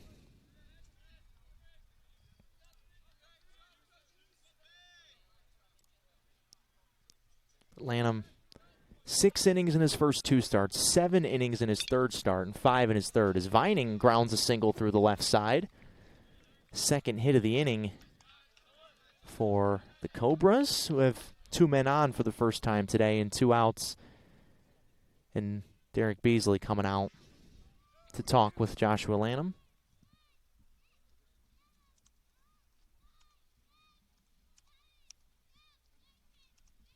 Ahead of Hannah. Looks like Michael Allen down there getting ready. We haven't seen him in a couple of games. He's normally, if he keeps his pitch count down, almost an everyday guy out of the pen for the Bears. But certainly no need to worry. Lanham only thrown 68 pitches so far.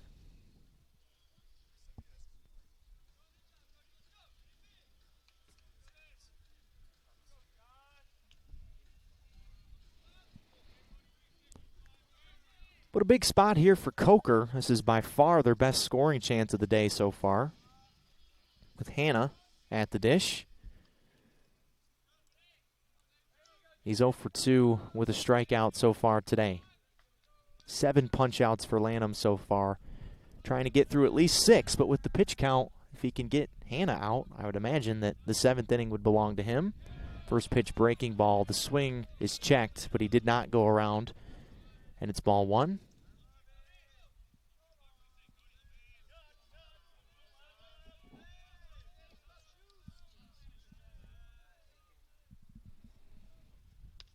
Checks the swing again. This one's a called strike.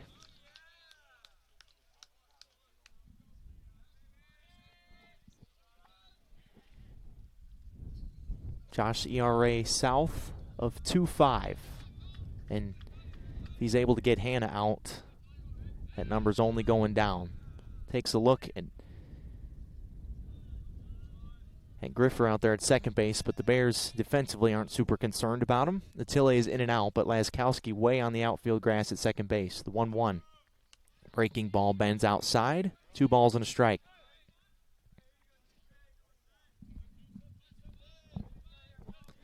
LR softball in action against Coker as well. Savannah Moorfield just set the program record. She's got a 22-game hitting streak. That's just unbelievably impressive. One of the real unsung heroes of this athletic department. 2-1. Chopped. Hannah hit it twice. Once straight down into the ground and another time on the backswing. It's a foul ball. And Josh Lanham's 1 strike away from getting out of the 6th.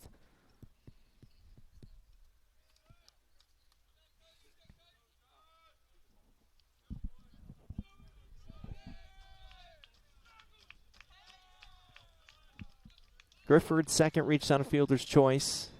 Vining singled. He's at first. The 2-2. Chopped left side. Attiles plays it on the backhand and can't get there. And everybody's safe.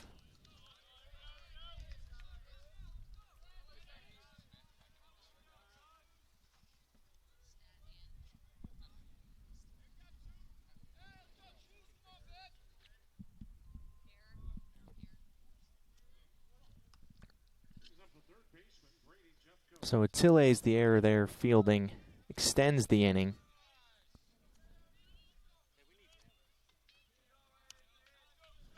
So anything from this point forward would be unearned. Jeff Coate looks at strike 1.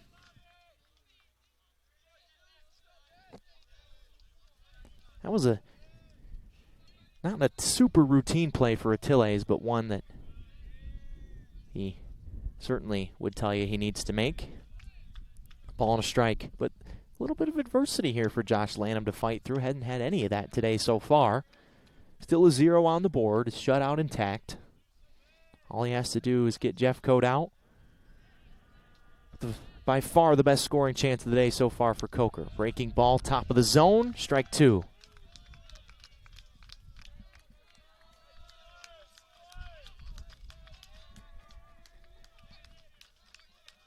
Dugout makes some noise. You know Josh Lanham's going to be fired up if he can get this third out. Big spot for Jeff Cote here to try to cut into this lead. 1-2. Breaking ball, off the plate. A good eye from Jeff Cote. 2-2.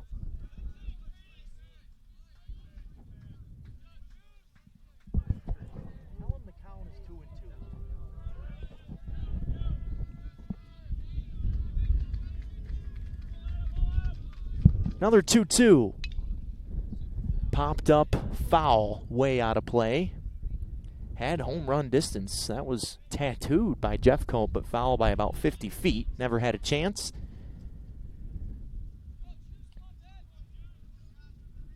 And another 2-2 coming up. Over a 20-pitch inning here in the 6th for Lanham.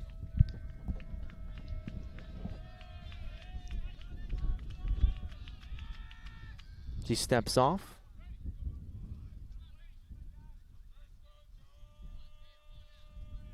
Always working from the stretch. Griffer at third, Vining at second, Hanna at first. 2 balls and 2 strikes on Jeff Cote. The pitch. Swing! He chopped at it, and he definitely went around for strike 3. Lanham fired up. Strikeout number 8. 0 number 6 on the board. Bears up 8 as we head to the bottom of the 6th in game 1 of this doubleheader, looking to set a program record today on the Bears Sports Network.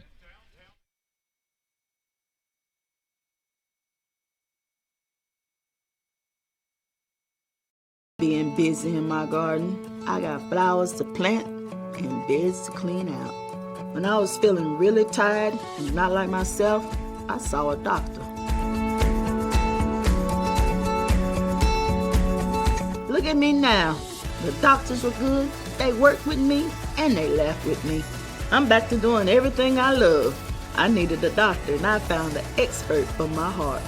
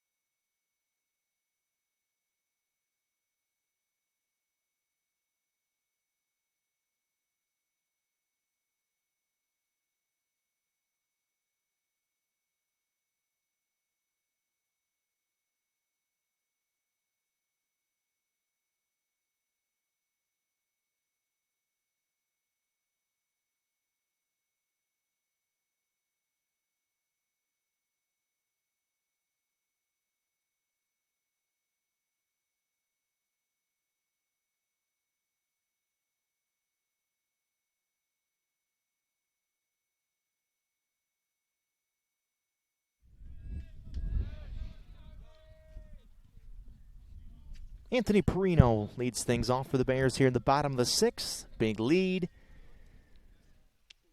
8 runs. Higer back to the hill. First pitch to Anthony. Misses low for ball 1. Perino 0 for 3 today. Pair of fielder's choices. He's been on base twice.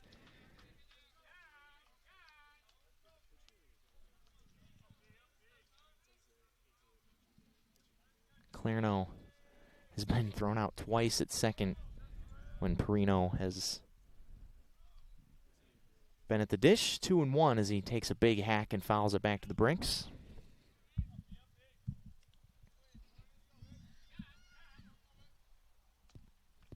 But Lanham gets out of a bases-loaded jam in the top of the 6th, preserves his shutout.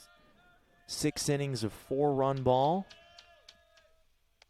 Perino dives out of the way. It's 3-1.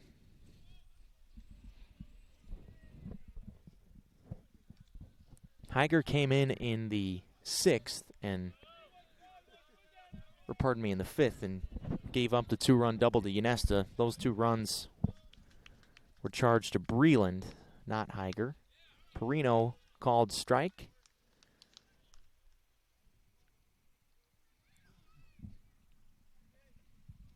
And now has to put the Evo shield back on the ankle as he had unstrapped it as he thought it was ball 4. Certainly taking his deliberate time to let the umpire know his displeasure with the call.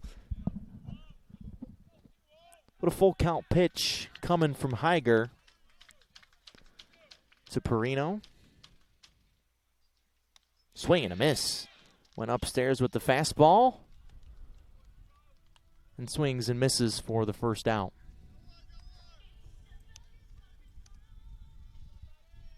Your designated hitter, Matt Mackey. So Higer bounces back there with a couple of borderline pitches. Gets a good hitter in Perino out. Now Matt Mackey. 0 for 2 today with a walk. Takes a pitch downstairs for ball 1.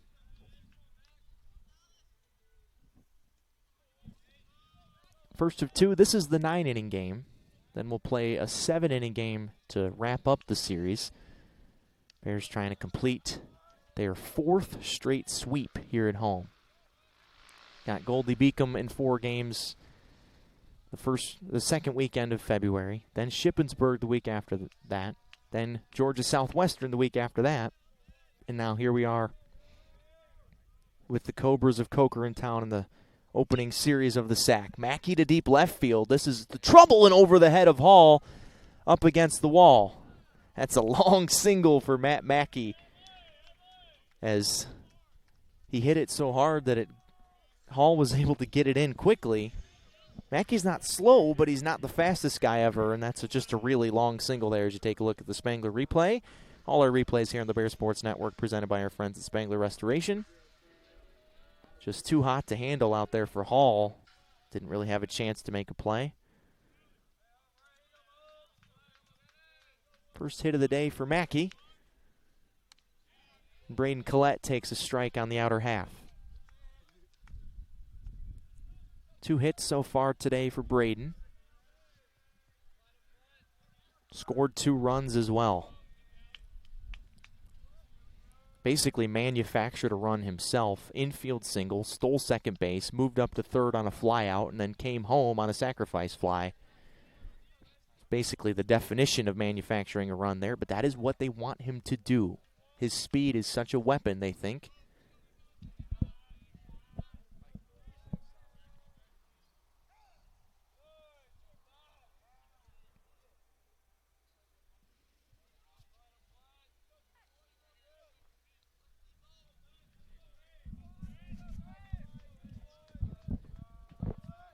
Letting him swing away here with a 1-1 count.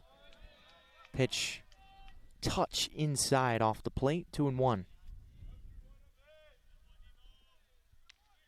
Outfield's not terribly deep, listing out in center field.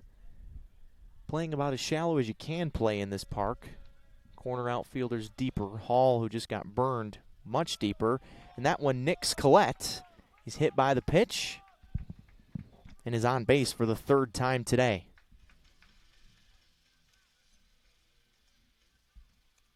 Your right fielder, David Bell.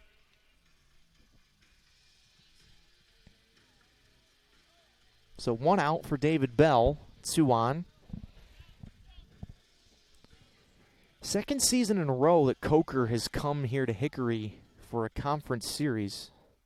They played 2 separate doubleheaders here last year. One to open the season around the Valentine's Day time, and another in April, right before their meeting in the SAC tournament. It's a strike to Bell at the bottom of the kneecaps, but Bears won 3 out of 4 here in Hickory, and now with the win last night have won 4 out of 5. It's one of the closer series histories out of all their SAC opponents. Bears hold now a 15-13 edge all-time against the Cobras.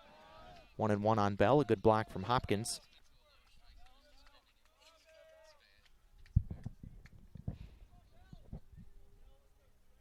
The Bears, this is a very similar start to the series that we saw here last year. LR scored 27 runs in 2 games last year. Bell, who has chased some pitches out of the zone today, has held back on the last 2 in the dirt and is now ahead in the count 2-1. But LR already 25 runs in the first 2 games of this series, and obviously still at least 3 more at-bats to go in this game. 17 last night, which was 1 short of their season high when they scored 18 against Shippensburg. A guy today that's been mostly a reliever for his whole career. Bell walks, and now the bases are loaded once again. It feels like the bases have been loaded for most of the day today when LR's been on offense, and certainly not the man you want coming to the plate in this situation. And I think Higer's day might be done with Wade Kuda coming up.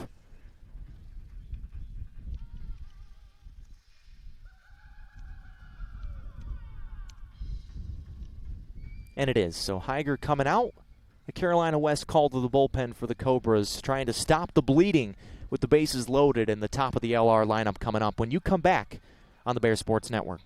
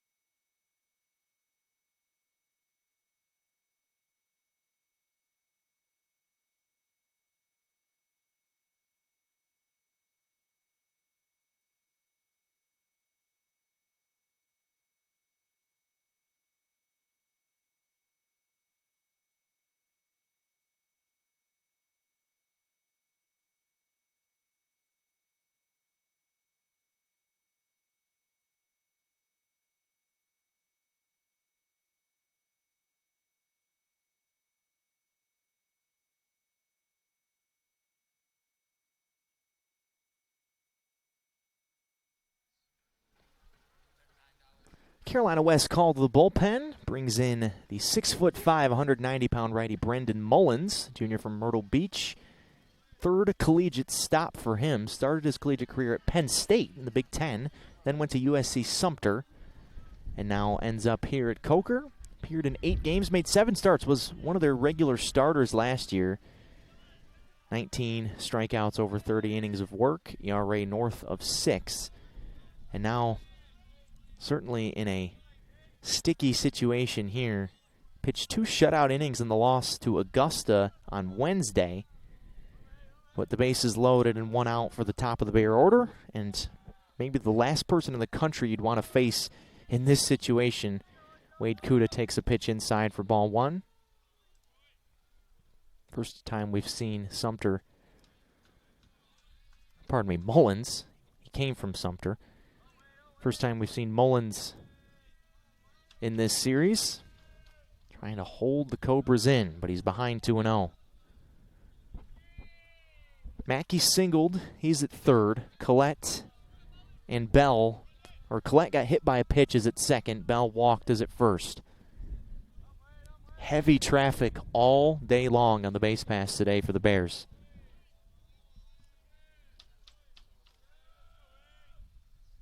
Kuda's 1 for 1, has a walk and a sacrifice fly and a single. RBI today for him. Only 3 guys have RBIs today for the Bears.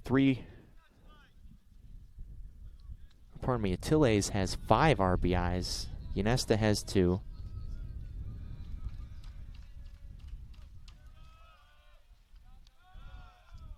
And Kuda's ahead 3-1.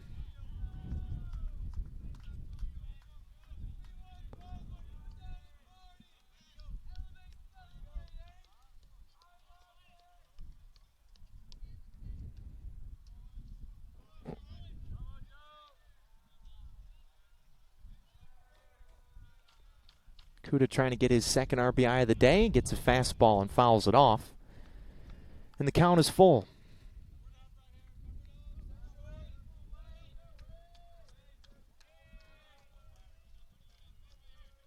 A lot of speed on the base pass, especially at first and second with Bell and Collette out there.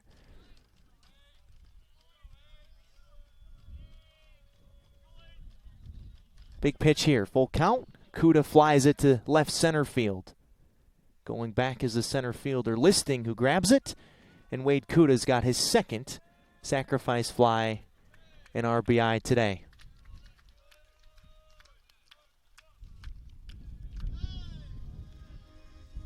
Your second baseman, Cole Laskowski.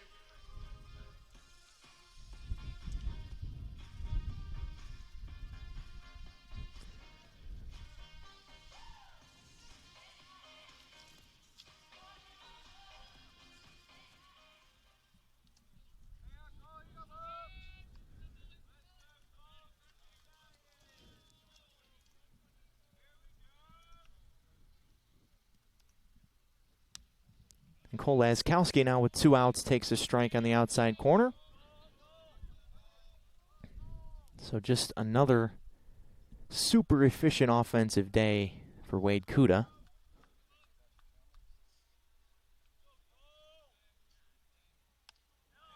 And Laskowski's down 0-2 as Mullins has found the corner with a pair of sliders in a row.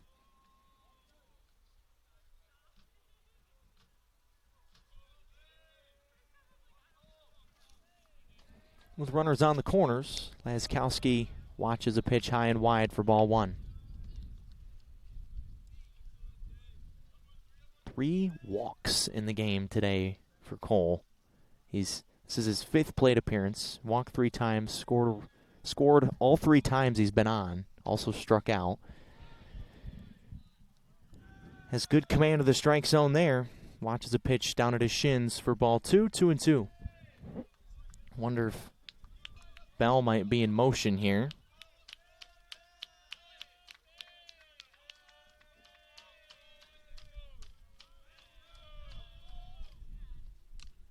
And Laskowski tips it into the glove of the catcher for strike 3, and the side is retired. Bears leave 2 on base, but Kuda gets his second RBI of the day on his second sac fly of the day. To the 7th we go. Lanham back to the hill when you come back to Durham Field.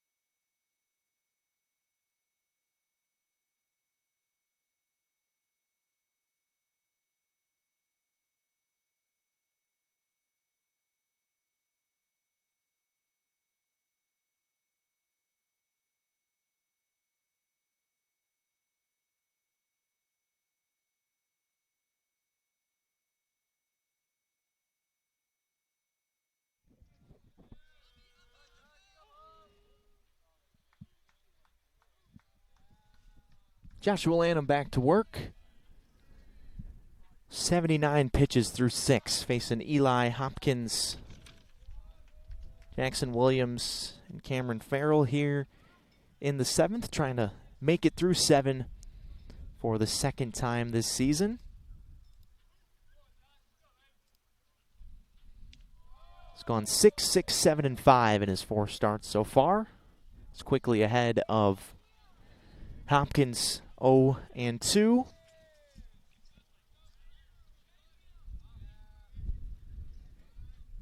Eli today is 0 for 2 with a strikeout. Lanham spikes that fastball, 1 and 2. That was a 56-foot pitch. Gets past Clerno.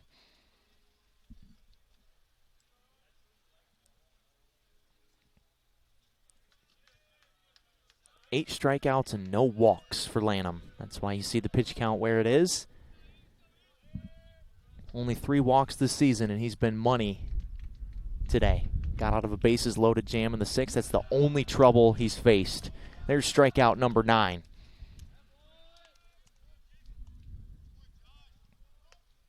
Brings up the designated hitter, Jackson Williams.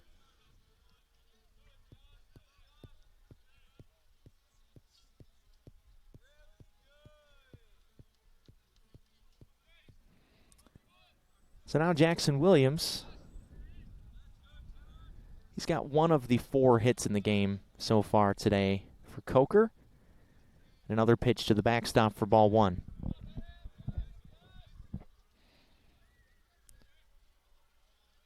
Women's lacrosse has gone final over the Cobras. Big win, big bounce back win for Coach Carly Buck and team.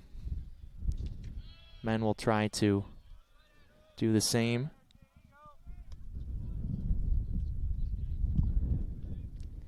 Women, by the way, women's lacrosse, that's their 100th win in program history. So congratulations to Coach Buck and that program on a really impressive accomplishment. Laskowski, by the way, is shifted. You see him on the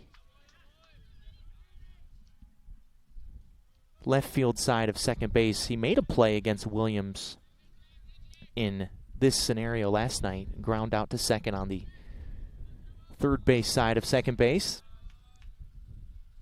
Another wave and a miss. The changeup hasn't been the featured strikeout pitch today for Lanham. It's more been the slider and the curveball.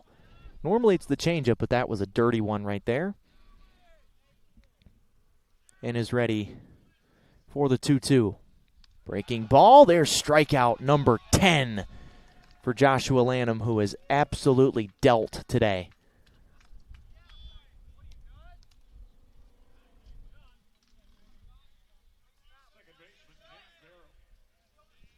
You just feel like the Coker hitters don't really have a chance when they come up to the dish. That's the way, that's just how Lanham's looked today. And the Bears have certainly gotten him more than enough run support. Breaking ball spins upstairs for ball 1.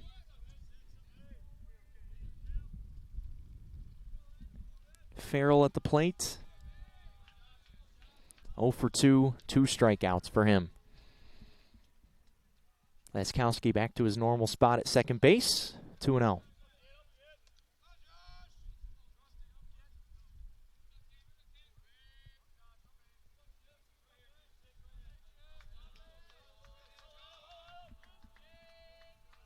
Energy still up in the Bear dugout. Lanham's normally the catalyst of that when he's not pitching. He's the one that is juicing up the energy in the dugout, but his teammates picking up the slack when he's on the mound. He's behind 3-0 here, trying to bounce back and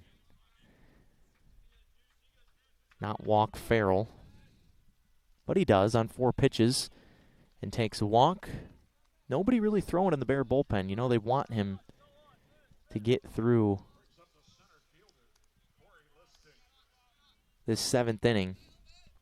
It's a bullpen that's had to pitch a lot. 18 combined innings for the bullpen in the last 3 games. One of those games was a 13-inning marathon. As Lanham's really started to spike his pitches here these last couple batters. A wild one moves Farrell up.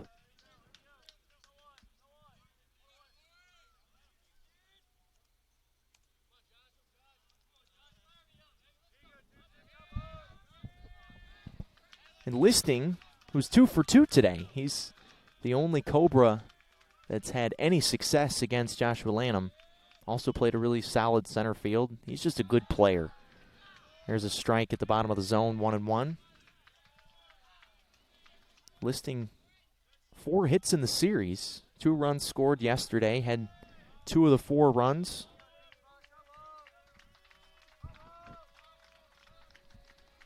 Certainly has not been intimidated by the Bears at all this weekend. Time is called. Not sure what the problem was there as the umpire ripped his mask off.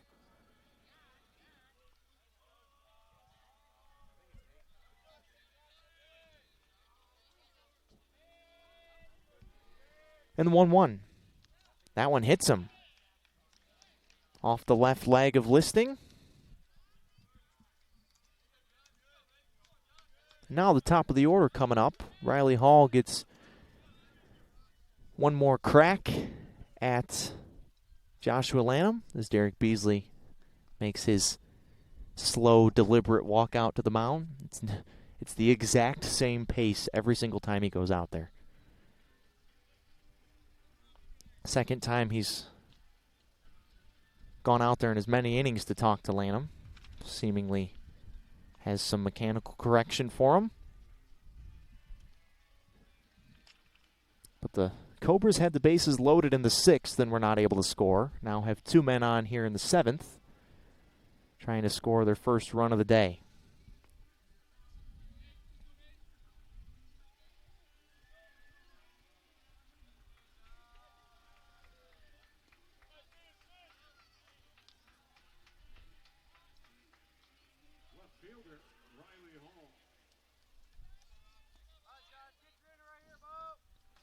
So now Hall,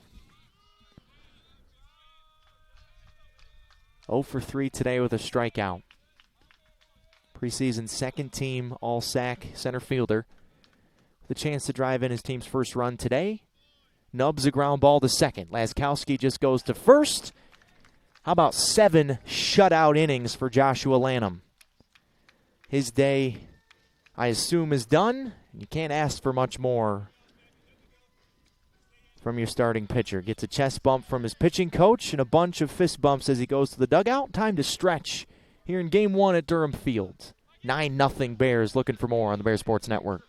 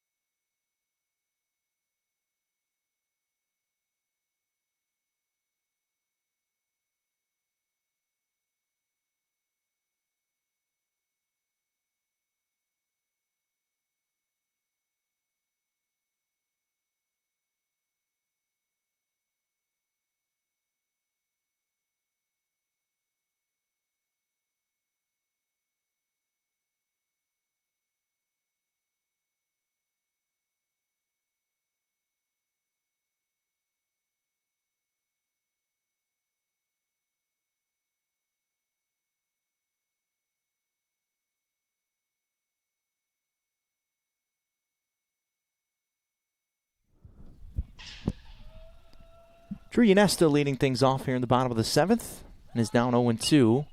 And Lyons, a base hit, muscled it into left field against Mullins. Was down 0-2, got one off the handle. That brings up your shortstop, Louis Attili. And Yanesta continues his good day. Second hit, he's got a 2-run double.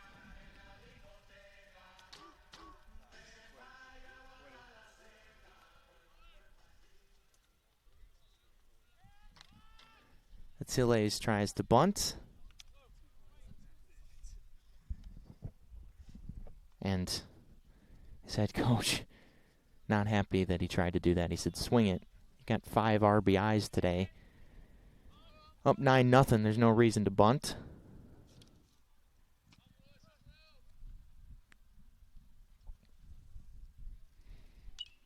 And Attiles down 0-2 as he fouls a second pitch back.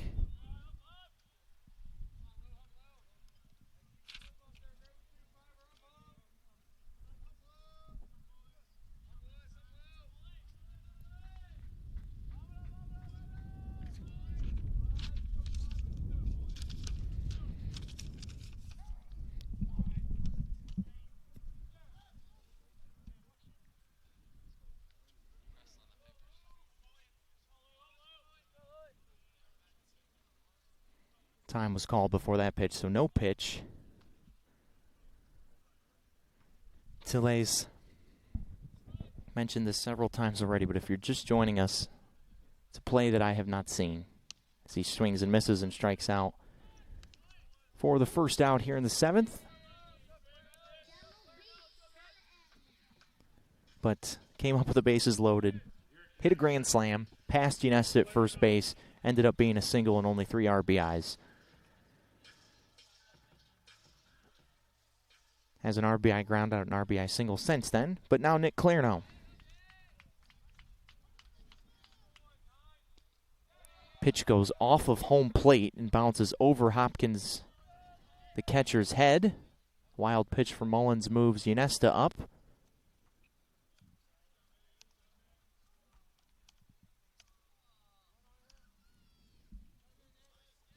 Clarno got robbed of extra bases last time by listing in center field.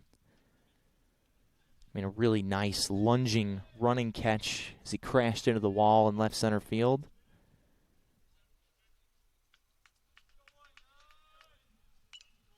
Takes a big swing, and you could hear him audibly grunt in frustration with himself there, knowing that he missed the pitch. Just a harmless foul ball to the screen. 1-1 on Clarno.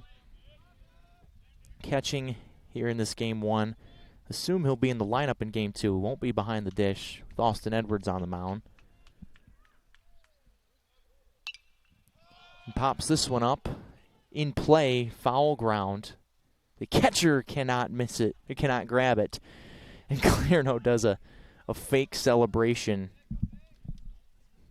that Hopkins wasn't able to run it down. So just another harmless strike 2.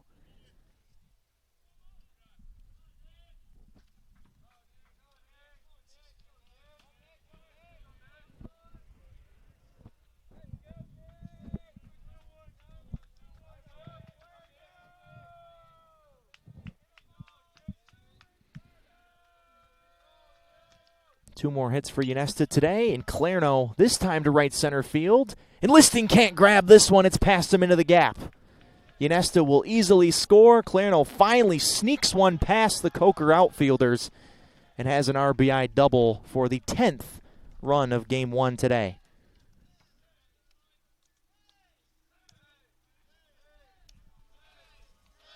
First baseman, Anthony Perino.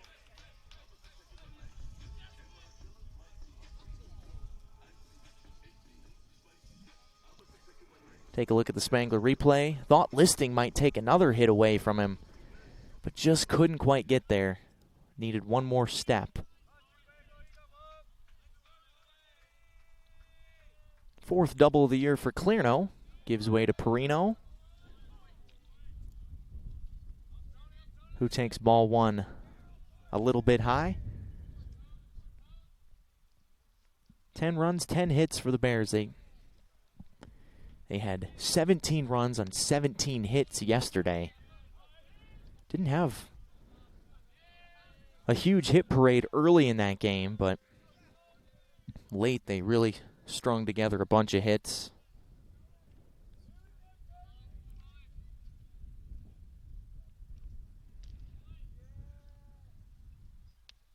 Carino, a good eye down. And the count is 2-1.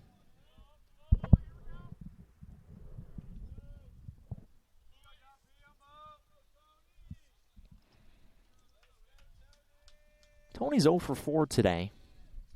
A couple of fielder's choices, a strikeout, fly out. One of the few Bears to not join the hit parade. Hits a hot shot to third base. And a good grab down there by Jeff Coate to body it up and throw out Perino. For the second out here in the 7th. Just not Tony's day so far at the plate. And now Matt Mackey.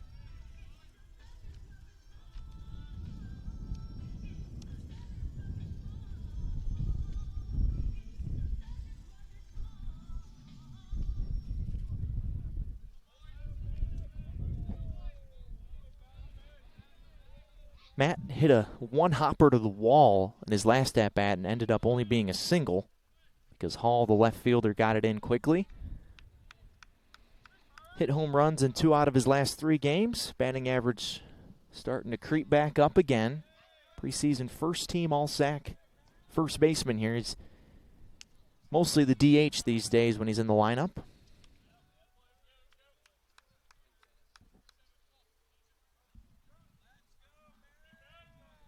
Clarno at third. RBI double in this inning for him to give the Bears their 10th run.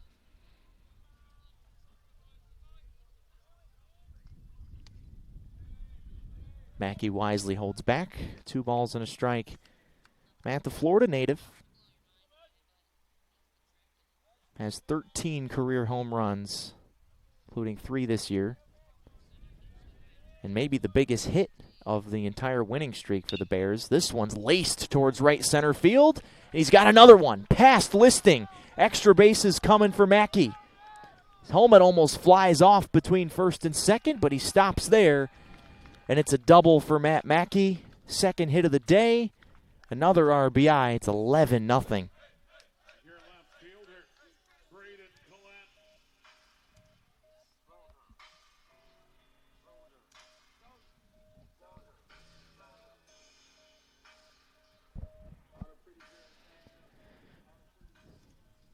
Think, you won 15 games in a row. Baseball's not a sport that happens very often. You can run into a pitcher that gets you.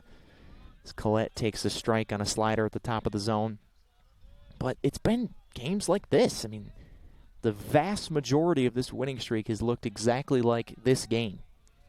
Bears starting pitching is lights out. The offense is opportunistic. They don't get themselves out.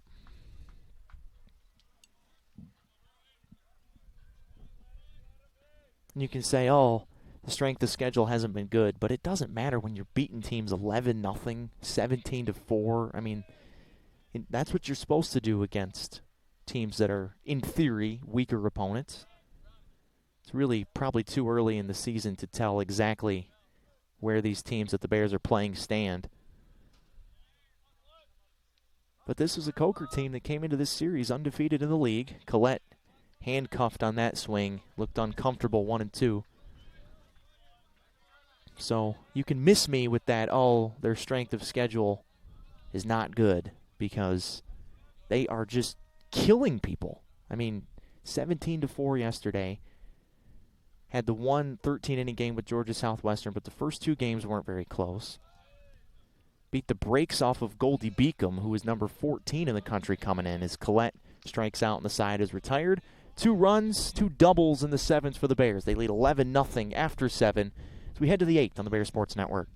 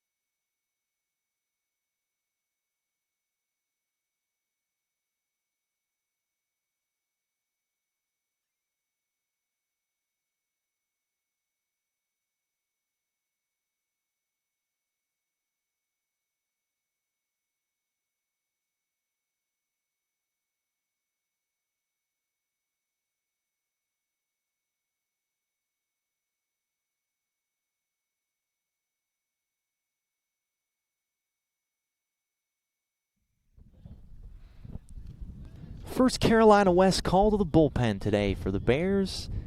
Brings in Michael Allen. Righty, Mr. Reliable for these LR Bears. Faces 2, 3, and 4 in the Coker lineup. Griffer, Vining, and Hannah. So Lanham's day is done. His official line scores. Griffer chops the first pitch, fouled on the third base line. 7 innings, 4 hits, no runs, 10 strikeouts, 1 walk in 96 pitches. It's about as good as it gets from a starting pitcher. He was efficient. He attacked guys early in counts and is going to win his 4th game in 5 starts this year. Griffer flares this one to shallow center. Brett Urey, just in the game, comes on, and both he and Collette dive and can't grab it. It was right in between the both of them. Good effort from both of them. But a single for Griffer.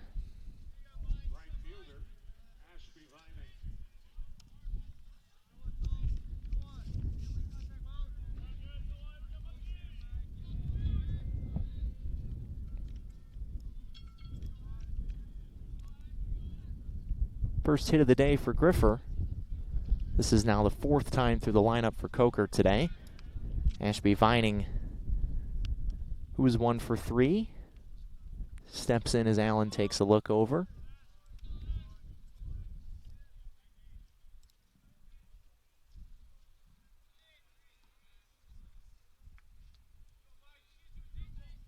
Allen's already his 10th appearance of the year. Junior from Manteo, NC. ERA is 1.35, 8 strikeouts and 6 2/3, allowed 1 earned run.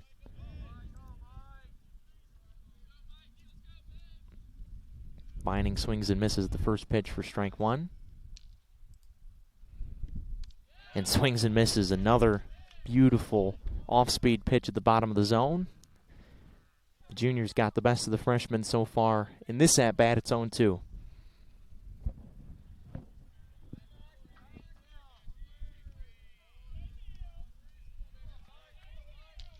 So just the one defensive change. Brett Urey in for Kuda. 1 and 2 on Vining.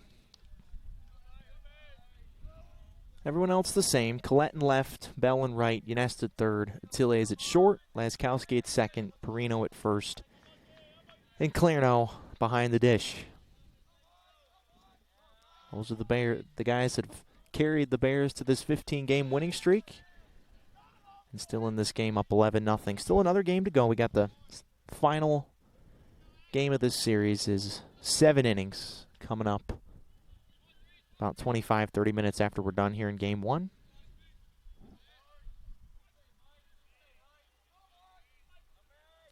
Allen delivers the 1-2. Swing and a miss. Slider right at the knees that Vining can't find. He's the first out of the 8th.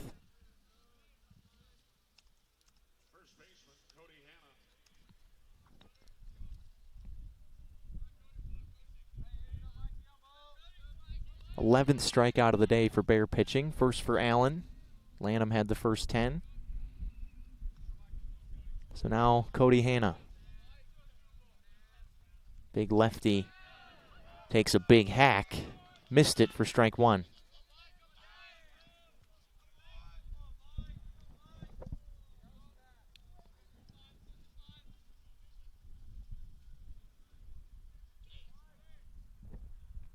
Approaching 3 hours here in this game 1.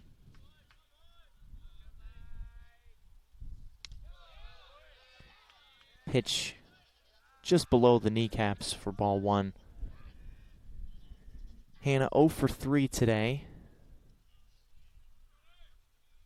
Does have a strikeout.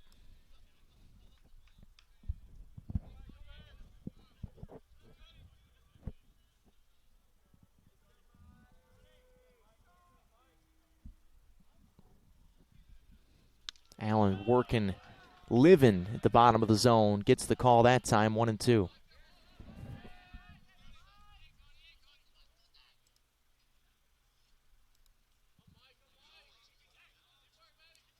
Allen pitched a perfect 7th inning on Wednesday in the win over Georgia College. He's one of the many pitchers in that marathon 13-inning game with Georgia Southwestern. This could be 2. Atiles, Laskowski, and they turn it. So Allen gives up the leadoff single, but he faces the minimum in the 8th. The 6-4-3 double play ends it. Bears looking for some more insurance here in the bottom of the 8th on the Bears Sports Network.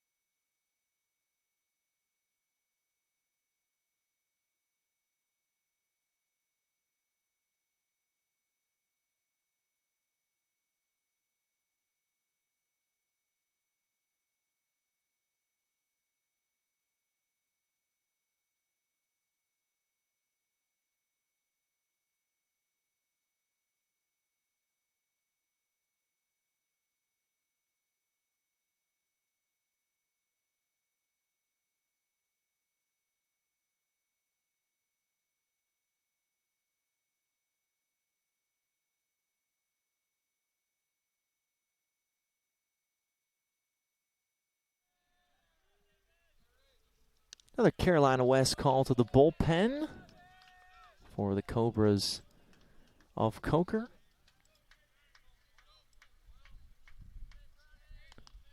New arm is Garrett Dunn, sophomore from Ravenel, South Carolina, and it's a pinch hitter for the Bears.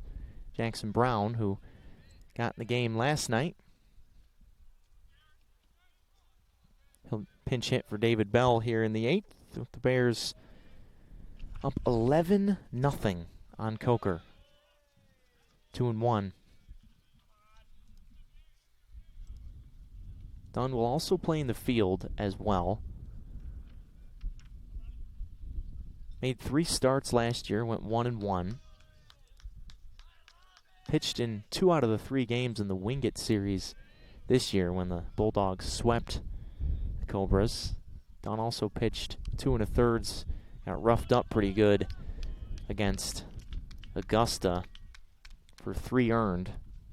Took the loss in that one on Wednesday and starts his outing today with a walk to Jackson Brown.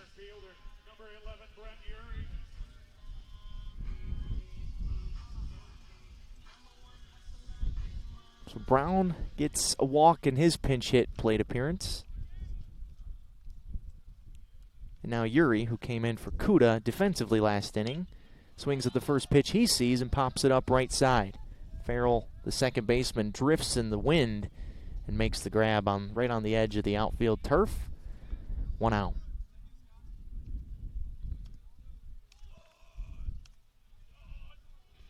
And now Scott Metzler will pinch hit for Cole Laskowski.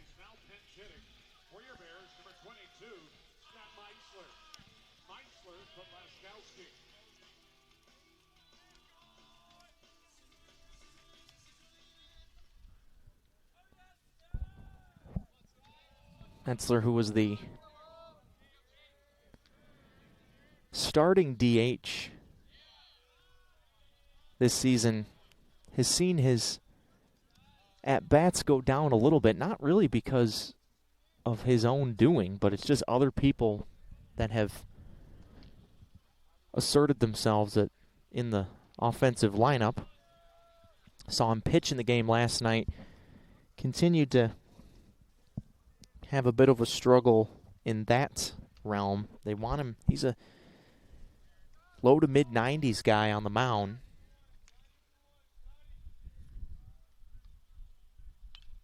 Takes a big hack at that one, fouls it back. It's 1-2.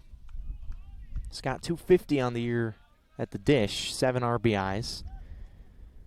Had some really bad luck early in the season as well when he had some extra base hits taken away from him by just really good defensive plays by opposing teams. Beats this one into the ground foul.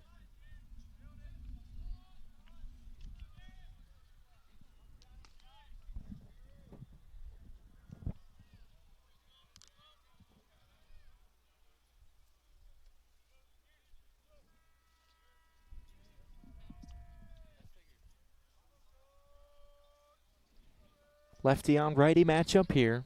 Listing in center field still pretty shallow. Shot foul down the right field line as the crowd that actually stayed in the park. Wind pushed it back, but just another foul ball.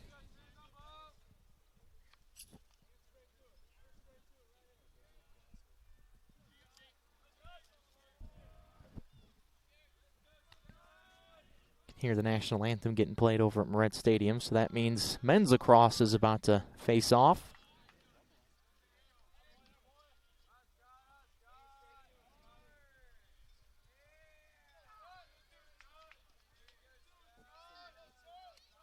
Bears trying to put the finishing touches on a Game 1 win here.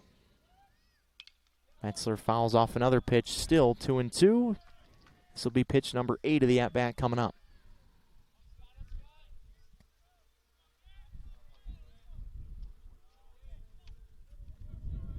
Glad you're along with us. Glad you're bearing with me as I score-keep and broadcast at the same time. Not quite as sharp as I'm used to being. Full count pitch as Hopkins blocks it. So now it's a full count. Brown moves up on the wild pitch.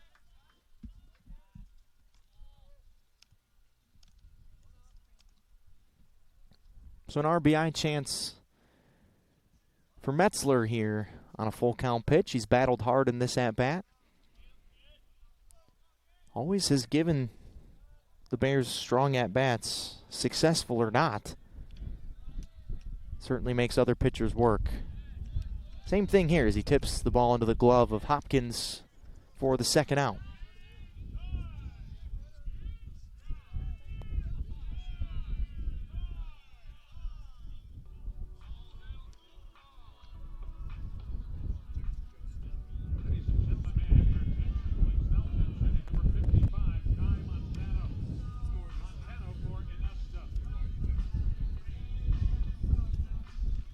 So Kai Montano, who lit the place up last night. First pitch he saw, blasted his first career collegiate hit and first career home run off the top of the batting cages in straightaway left field. Pinch hits for Ynesta here.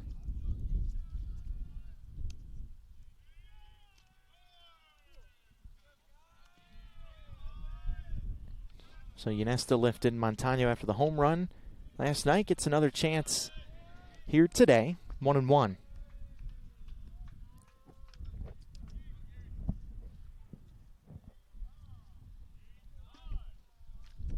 Kai, one of those big energy guys in the dugout. Teammates love him. They were super excited last night when he went yard. Tried to go yard again there. Missed it. 1-2.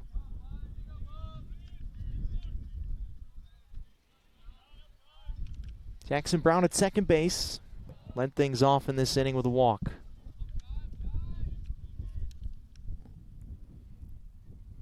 Looks like it's going to be Joey Cobb to finish things off on the mound for the Bears as Montano chops one up the middle. Griffer, the shortstop, cuts it off, has to hurry, and makes a really nice play to get Montano. And the side is retired. So leadoff walk doesn't score. 3 outs left between the Bears and their program record 16th win in a row on the Bear Sports Network.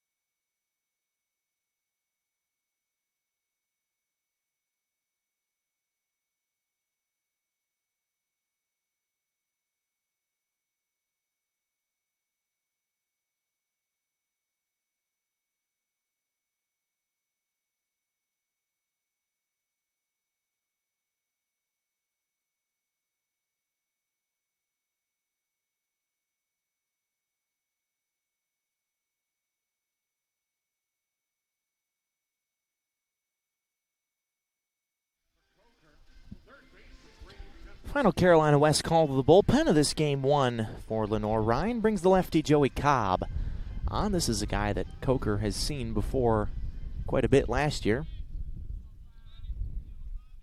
Joey making his 6th appearance of the season, also made a couple of starts. ERA south of 4, 3.86 in 9 1/3. And a few defensive changes as well as Jeff Coate fires the first pitch foul down the right field line. Ryan Healy takes over at third base for Ynesta. Eric Ramirez comes in at second base. Jackson Brown stays in the game at right field. Cobb misses way outside the second pitch, 1-1.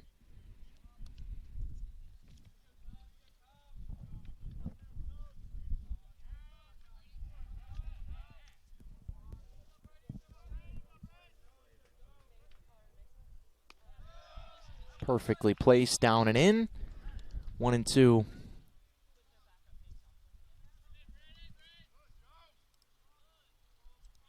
Cobb in that 13-inning marathon game pitched 2 innings, got the win.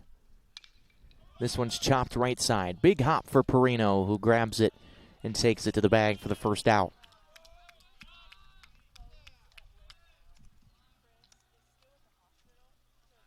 Brings up the catcher, Eli Hopkins.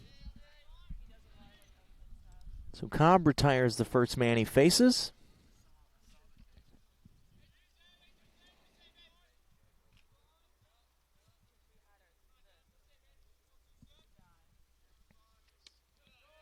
And faces Eli Hopkins, the catcher, who misses, or who watches the first pitch miss downstairs for ball 1. So the defense right now for the Bears: Collette still in left, Uri in center, Brown in right. Strike on the inside corner to Hopkins. Healy at third, Attile still at short, Ramirez at second, Perino still at first, and Clairno still behind the dish as they try to wrap up their third shutout of the season and win this series. We'll try to complete the sweep in about 30 minutes after the conclusion of this one. They're 1 out away from doing so as Hopkins goes upstairs for strike 3.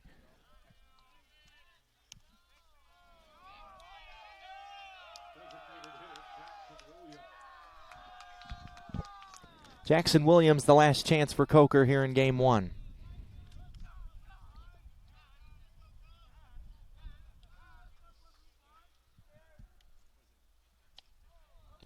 Bends out of the way, some chin music for ball 1.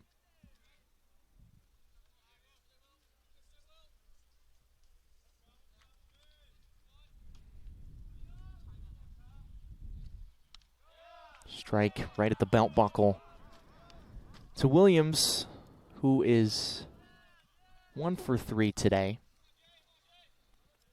Cobras have only mustered 5 hits in the ball game. 4 of them against Lanham. Got 1 against Michael Allen in the 8th, but Allen erased that quickly when he induced a inning-ending double play, so gave up a hit but still faced the minimum in the 2-1. Williams thought about the swing. Looked like a strike from here, but it was apparently inside. 3-1.